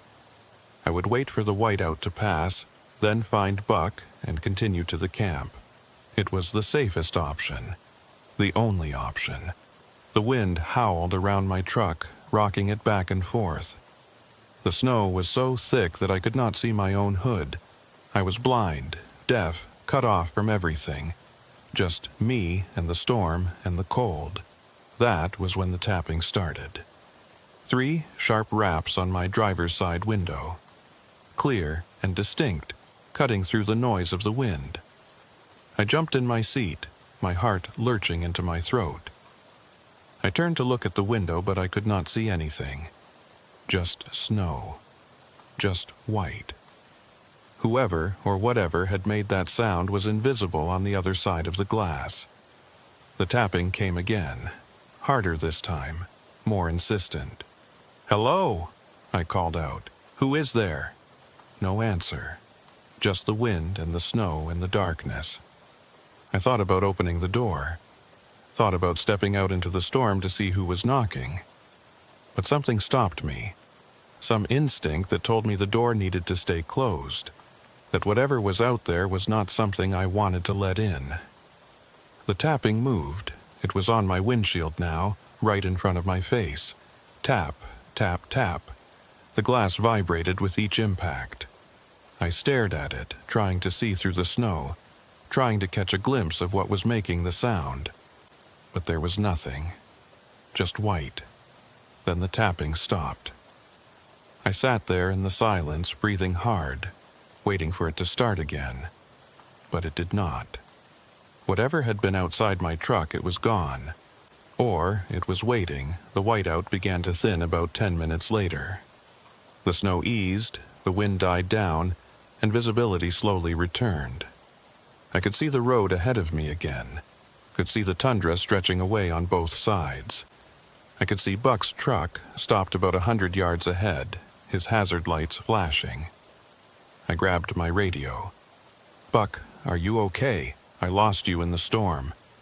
His voice came back, clearer now, but still tense. "I am fine. You." Something was tapping on my truck, on the windows. I could not see what it was. There was a long pause. Then Buck's voice again, quieter. "We need to keep moving. We need to get through this section as fast as we can. What is out here, Buck? What is in this place?" "Nothing. Just keep driving. Stay close." He did not answer my question. I knew he would not answer my question. But I also knew that he knew something. Something about this stretch of road. Something about what had happened to Truman Red. Something he was not telling me. I put my truck in gear and followed him. The headlights were still behind us. I saw them as soon as I started moving. Same distance, same position. They had stayed with us through the whiteout, following blind, matching our pace even when we could not see our own hands in front of our faces. That was not possible. No one could drive through a whiteout like that. No one could maintain that kind of pursuit without being able to see. "Buck," I said into the radio, "they are still there. I know. What do we do?" "We keep driving. We do not stop until we reach the camp." His voice left no room for argument. We drove on. The barrens seemed to go on forever. Mile after mile of nothing. Flat, white emptiness that numbed the mind and drained the spirit. I tried to focus on Buck's taillights, on the road, on the simple, mechanical act of driving. But my thoughts kept drifting back to that tapping on my windows, to the headlights that would not go away, to Truman Red's truck sitting on the side of the road after 3 years of being nowhere. I thought about the stories I had heard. Drivers who disappeared on these roads. Trucks that were found empty. Engines still running. Coffee still warm on the dash. The North took people. Everyone knew that. But most of the time there was an explanation. Mechanical failure. Bad weather. Poor decisions. Things that made sense. This did not make sense. Buck came on the radio again. There is a section coming up, about 10 miles ahead. The road passes through a narrow valley between two ridges. It is the only shelter on this stretch. We're going to stop there for a few minutes. Check the trucks, check ourselves. Decide what to do about our friend back there. I acknowledged. 10 miles, maybe 20 minutes at our current speed. I could do that. I just had to keep driving. The valley appeared out of the darkness like a crack in the world. Two low ridges rising on either side of the road, blocking the wind, creating a pocket of relative calm in the endless chaos of the tundra. Buck pulled off the road and I followed, parking behind him in the shelter of the rocks. We got out of our trucks. The air was still here, the wind broken by the ridges. It was almost quiet, almost peaceful. I could hear my own breathing, could hear the tick of cooling metal from the engines. Normal sounds, ordinary sounds. Buck was standing by his truck, looking back the way we had come. I walked over to him. "Where are they?" I asked. He pointed. Far back, maybe half a mile, I could see the headlights. They had stopped when we stopped. They were waiting. "Who are they?" I said. "What do they want?" Buck did not answer right away. He was staring at those lights, his face hard, his eyes unreadable. "I have driven this road for 25 years, he said finally. "I have seen things out here that I cannot explain, things that should not be possible. Most of the time I just keep my head down and keep driving and try not to think about it too much. But sometimes you cannot ignore it. Sometimes it gets right up in your face and demands that you pay attention. Like now. Like now." He turned to me. His eyes were tired, scared. I had never seen Buck Weller scared before. "Truman Red was my partner," he said. "We drove together for 15 years. He was the best friend I ever had. And when he disappeared, I spent 6 months trying to find him. I drove every inch of this road. I walked the tundra. I talked to everyone who had seen him, everyone who knew him, and I found nothing, not a trace. It was like he had never existed. I waited for him to continue. But I found something else. Stories. From the old-timers, the ones who have been driving these roads since before there were roads. They told me about this place, the Barrens. They said it was not just empty. They said it was hungry. Hungry. Buck nodded. They said the land out here takes people. Not often, not everyone. But sometimes when the conditions are right, when someone drives through here alone, they just disappear. The land swallows them up. And then, sometimes, years later, it spits them back out. But not the same. Never the same. I thought about Red's truck, the way it had looked sitting on the side of the road. Old and weathered, like it had been there for decades, like it had been somewhere else, somewhere that time moved differently, and then returned. You think that is what happened to Truman. I do not know what happened to Truman. I just know that he drove into the Barrens and did not come out. And now his truck is back, and something is following us. And I do not think it is a coincidence. I looked back at those headlights, waiting, watching. What do we do? Buck took a breath. We finish the job. We deliver this cargo and we get the hell out of here. We do not stop again. We do not look back. We just drive until we reach the camp and then we do not come back this way. Not ever. And if they follow us all the way, then we deal with it when we get there. It was not much of a plan, but it was all we had. We got back in our trucks and pulled out of the valley. The headlights started moving again as soon as we did, keeping their distance, maintaining their pursuit. I tried not to look at them, tried to focus on the road ahead, tried to tell myself that we were going to be okay. But I did not believe it. There was something out there in the darkness, something that had taken Truman Red 3 years ago, something that had been waiting all this time, and now it was following us. The road curved around a low rise and the valley disappeared behind us. We were back in the open, back in the barrens, with nothing between us and whatever was out there but the darkness and the cold. Buck's voice came over the radio. "Vexler, look at your mirrors." I looked. The headlights were closer. They had cut the distance in half. They were maybe a quarter mile back now, close enough that I could see the shape of the vehicle behind them.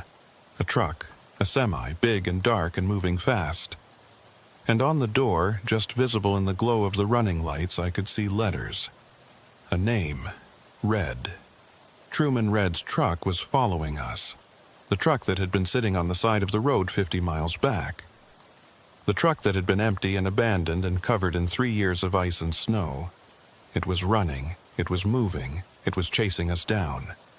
Buck's voice crackled over the radio, tight with fear. "Drive, Vexler. Drive, and do not look back." I drove, but I could not stop looking back. And the truck kept getting closer. The truck gained on us with every mile. I had my foot to the floor, pushing my rig as hard as I dared on the frozen road. Buck was doing the same up ahead, his trailer swaying as he took the curves faster than he should. We were running, both of us, running from something that should not have been able to chase us. Truman Red's truck, the truck that had been sitting dead and frozen on the side of the road, the truck that had not moved in 3 years.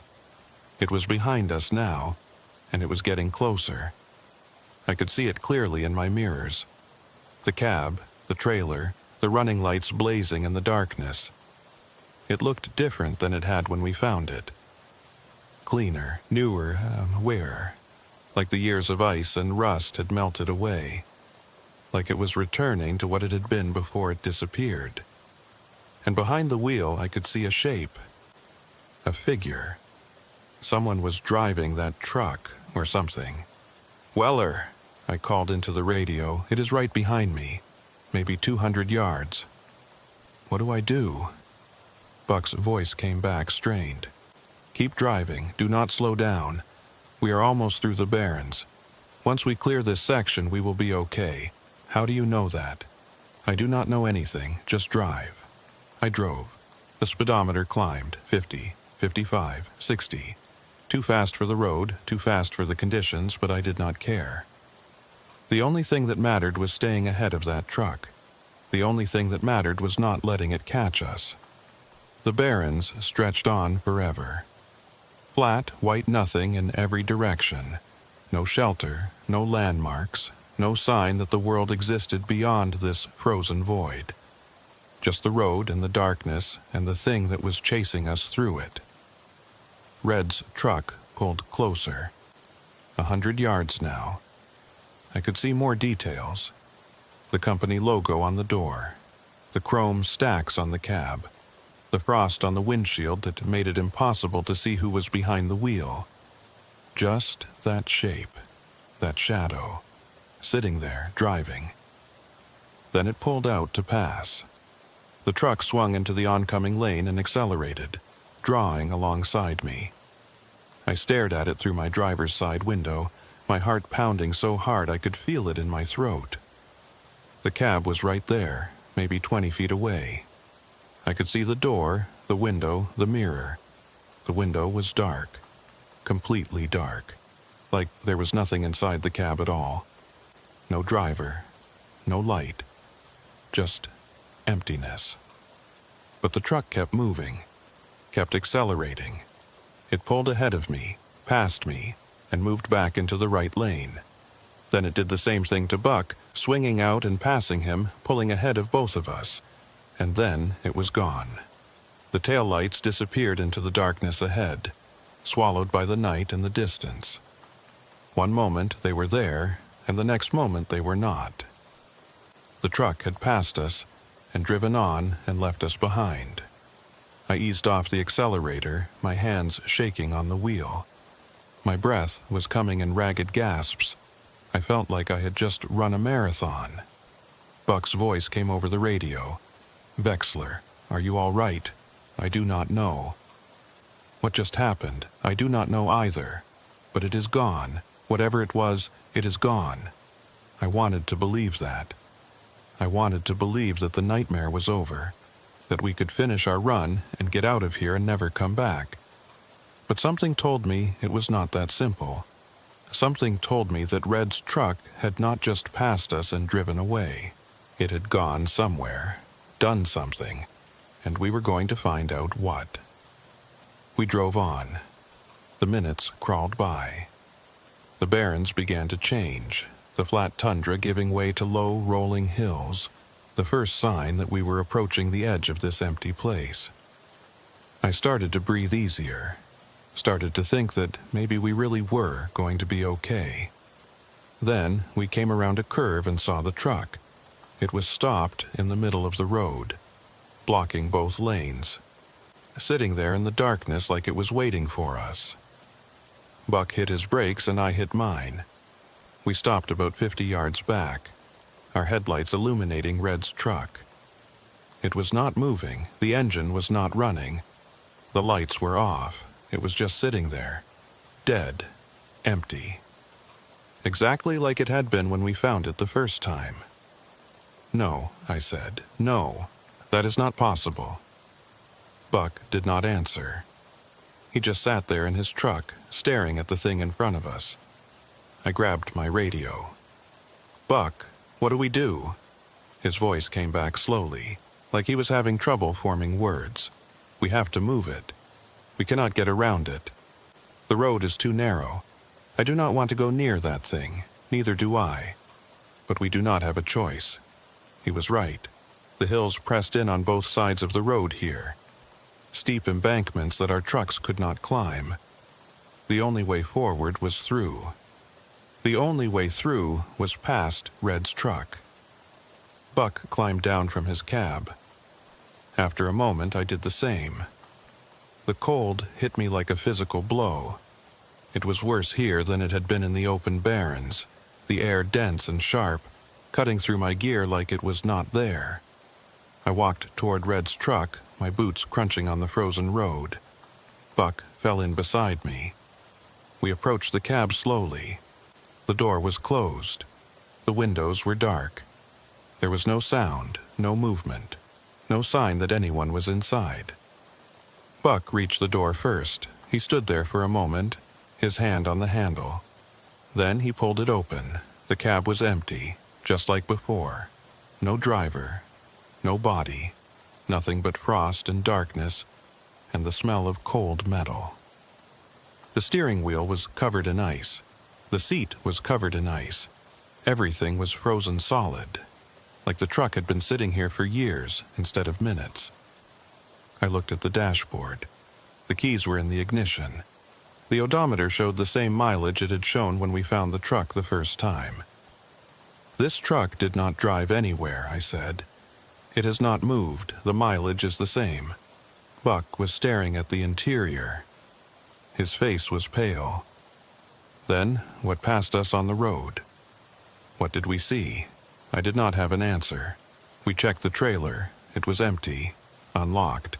No cargo, no sign that anything had ever been inside. Just bare metal walls and a floor covered in frost. "We need to move it," Buck said. "We will put it in neutral and push it off the road.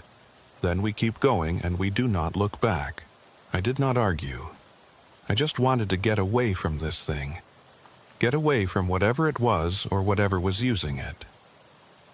Buck climbed into the cab and released the parking brake. The truck did not want to move at first. The frozen tires stuck to the road. But we pushed, and it started to roll, slowly, grudgingly. We guided it toward the shoulder, toward the embankment where it would be out of our way. That was when I saw the license plate. It was on the back of the trailer, illuminated by the glow of my flashlight. A Northwest Territories plate, white letters on a polar bear background. I read the number automatically without thinking about it. Then I stopped. I knew that number. I had seen it before, not on Red's truck. Somewhere else. Somewhere recent. "Buck," I said, "what is the plate number on Truman's truck?" He looked at me. He recited the number from memory. The same number that was on the plate in front of me. "Now, look at your paperwork.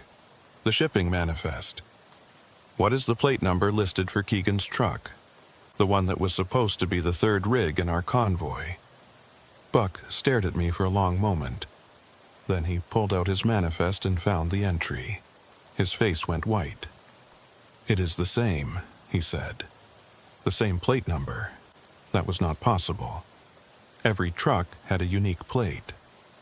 Two different vehicles could not have the same registration, unless they were not two different vehicles, unless they were the same truck." "Keegan backed out of this run at the last minute," I said. "Family emergency. That is what you told me. But what if he did not back out? What if something happened to him?" Buck was shaking his head. No, I talked to dispatch. They said he called in sick." "Did you talk to Keegan?" He did not answer. He did not have to. We both knew the truth. He had not talked to Keegan. He had not confirmed anything. He had just taken dispatch at their word and moved on. But dispatch was back in Inuvik. They only knew what they were told. If someone had called in claiming to be Keegan, claiming to have a family emergency, they would have no way to verify it. No way to know if it was really him. No way to know if he was already out here on the road. Already part of whatever was happening in the Barrens. "We need to go," Buck said. "We need to get to the camp and call this in. All of it. Red's truck, the plate numbers, everything." I agreed. We left Red's truck on the shoulder and went back to our rigs. I climbed into my cab and started the engine and tried not to think about what we had just discovered. Tried not to think about what it meant. Keegan's truck. Red's truck. The same plate number. Two drivers who had gone into the Barrens and not come out. And now their trucks were here, waiting for us, following us, blocking our path. Like they were trying to tell us something. Or stop us from getting through. We pulled around Red's truck and continued down the road. I kept checking my mirrors, expecting to see it start up again, expecting to see those headlights appear behind us. But there was nothing. The road stayed dark. The truck stayed where we had left it. For now. The camp appeared on the horizon about 2 hours later. Lights blazing in the darkness. The most beautiful thing I had ever seen. We had made it. We had gotten through the Barrens. We were safe. But even as I pulled into the camp and shut down my engine, I could not shake the feeling that it was not over. That something had followed us out of that empty place. That the Barrens had let us go, but only for now. Only until it was ready to take us back. I climbed down from my cab and stood in the cold, looking back the way we had come. The darkness was absolute out there. No lights, no movement, nothing to see. But I knew they were out there. Red and Keegan, driving the same truck, waiting on the same road. And sooner or later we would have to go back. Sooner or later, everyone goes back. We stayed at the camp for 2 days. That was not the plan. The plan was to unload, rest for a few hours, and head back to Inuvik. But the weather turned bad the night we arrived. A storm system moving in from the northwest that dropped visibility to 0 and made travel impossible. We were stuck. I did not mind.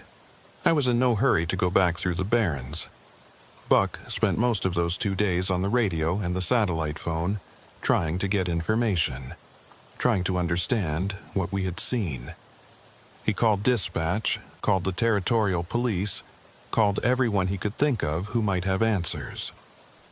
What he found out only made things worse. Keegan was missing. He had not called in sick. He had not had a family emergency. He had left Inuvik 2 days before we did, running a solo load to a different camp on the Delta.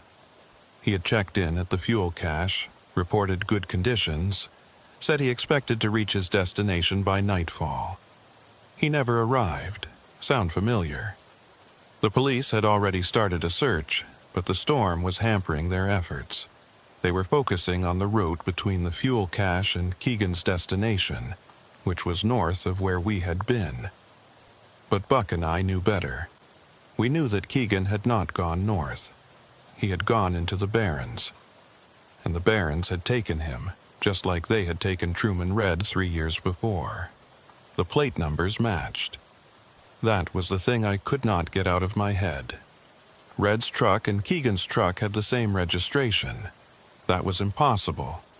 It violated every law of logic and bureaucracy. But we had both seen it.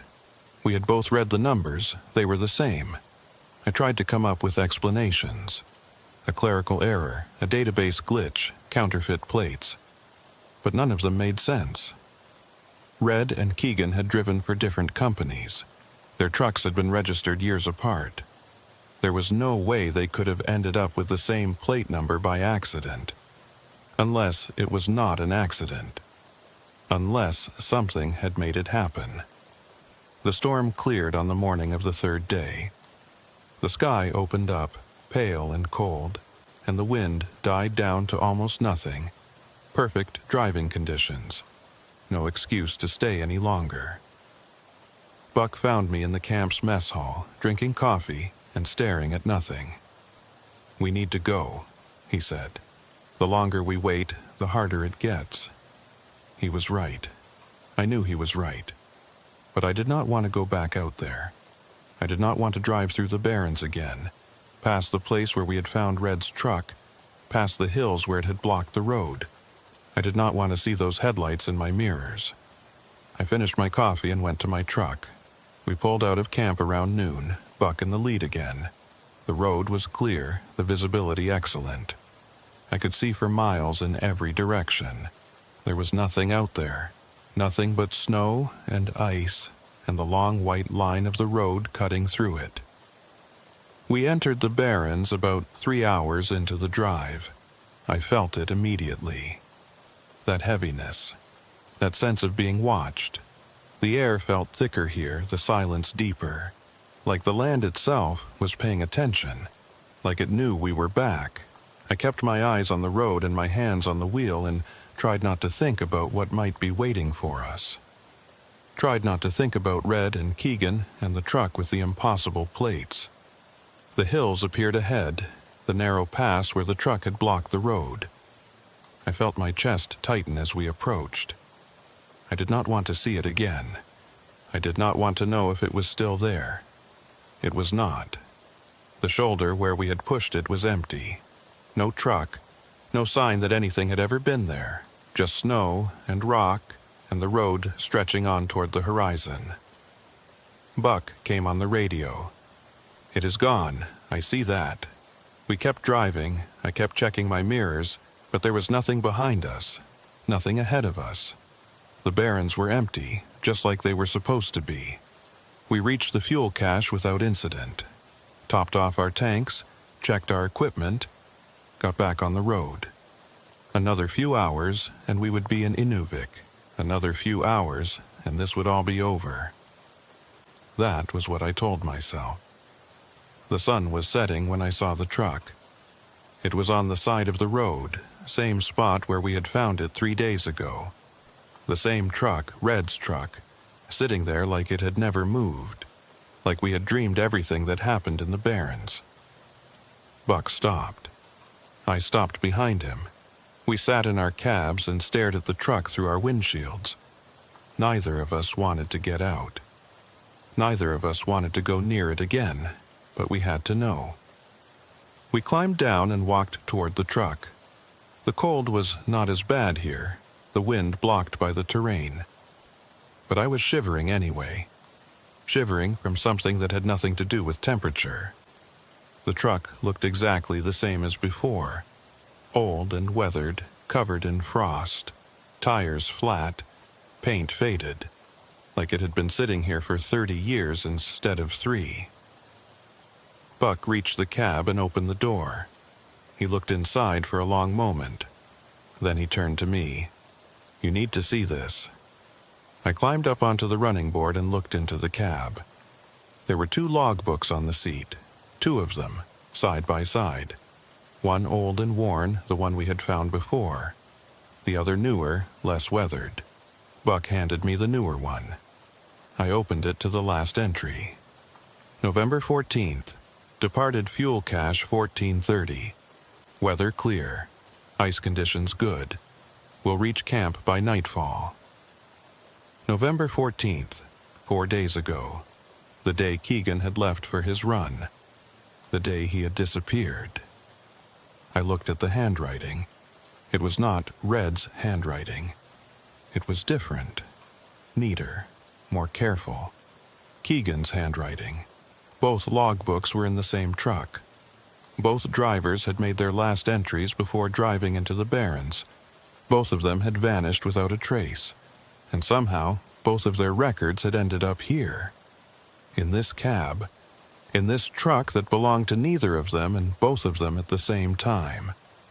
I put the logbook back on the seat. My hands were shaking. "We need to call this in," I said. Buck nodded. His face was gray. We went back to our trucks and Buck made the call. Police. Search and rescue. Everyone. He told them what we had found, where it was, what it might mean. They said they would send a team out immediately. They said they would take it from there. We got back on the road and drove to Inuvik. We did not stop again. We did not look back. We just drove until we saw the lights of the town and knew we were out of the Barrens for good. I gave a statement to the police the next morning. Told them everything. The truck appearing out of nowhere. The headlights following us. The plate numbers that matched. The 2 logbooks in the same cab. They wrote it all down and nodded politely and looked at me like I was losing my mind. Maybe I was. The investigation went on for weeks. They found Keegan's truck about 10 miles from where we had seen Red's, buried in a snowdrift just off the road. It was empty. No driver. No sign of what had happened. The plate number was different from the one on Red's truck. Normal. Legal, nothing unusual. But I knew what I had seen. Buck knew what he had seen. We had both read those plates and they had been the same. The same number on 2 different trucks. I requested a copy of the accident file from Red's disappearance 3 years ago. I do not know why, I just felt like I needed to see it. Needed to understand. The file arrived a week later. I sat in my apartment and went through it page by page.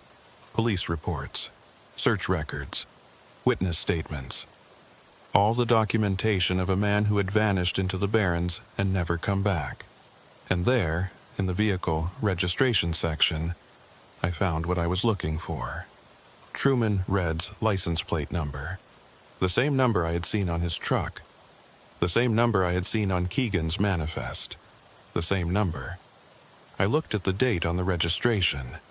3 years ago. Before Keegan's truck was even purchased.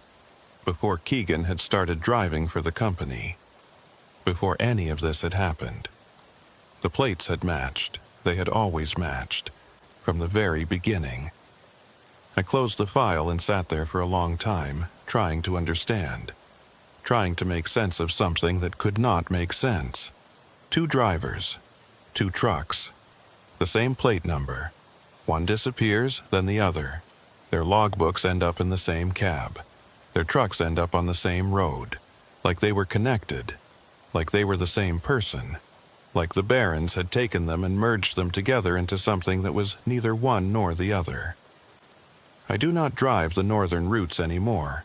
I put in for a transfer the day after I got that file. Southern runs only. Nothing above the 60th parallel. The company did not ask why. Maybe they had heard the stories. Maybe they knew.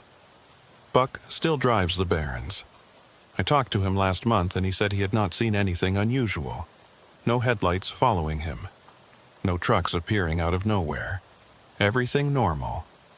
Everything quiet. But he also said he drives faster through that section now. Does not stop at the fuel cache after dark. Does not look in his mirrors more than he has to. He knows something is out there. He knows it is waiting. I think about Red and Keegan sometimes, late at night when I cannot sleep. I think about them driving through the barrens, alone and lost, heading toward destinations they would never reach.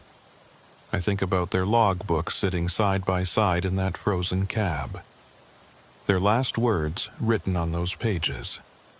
Weather clear. Ice conditions good. We'll reach camp by nightfall. They thought they were going to make it. They thought they were going to be okay. I wonder if they ever realized they were wrong. The police closed the case on Keegan 2 months ago. Insufficient evidence. No body, no explanation. Just another driver who went out on the road and did not come back. Another name on the list. Another file in the cabinet.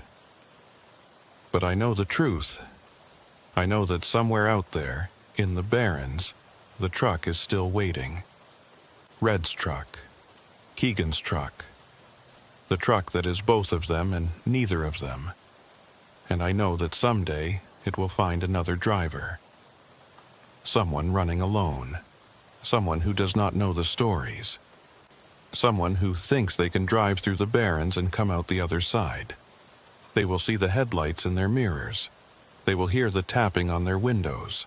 They will find the truck blocking the road. And when the police search the cab, they will find 3 log books. 3 drivers, same plate. The barons are patient, the barons are hungry, and the barons are never finished taking.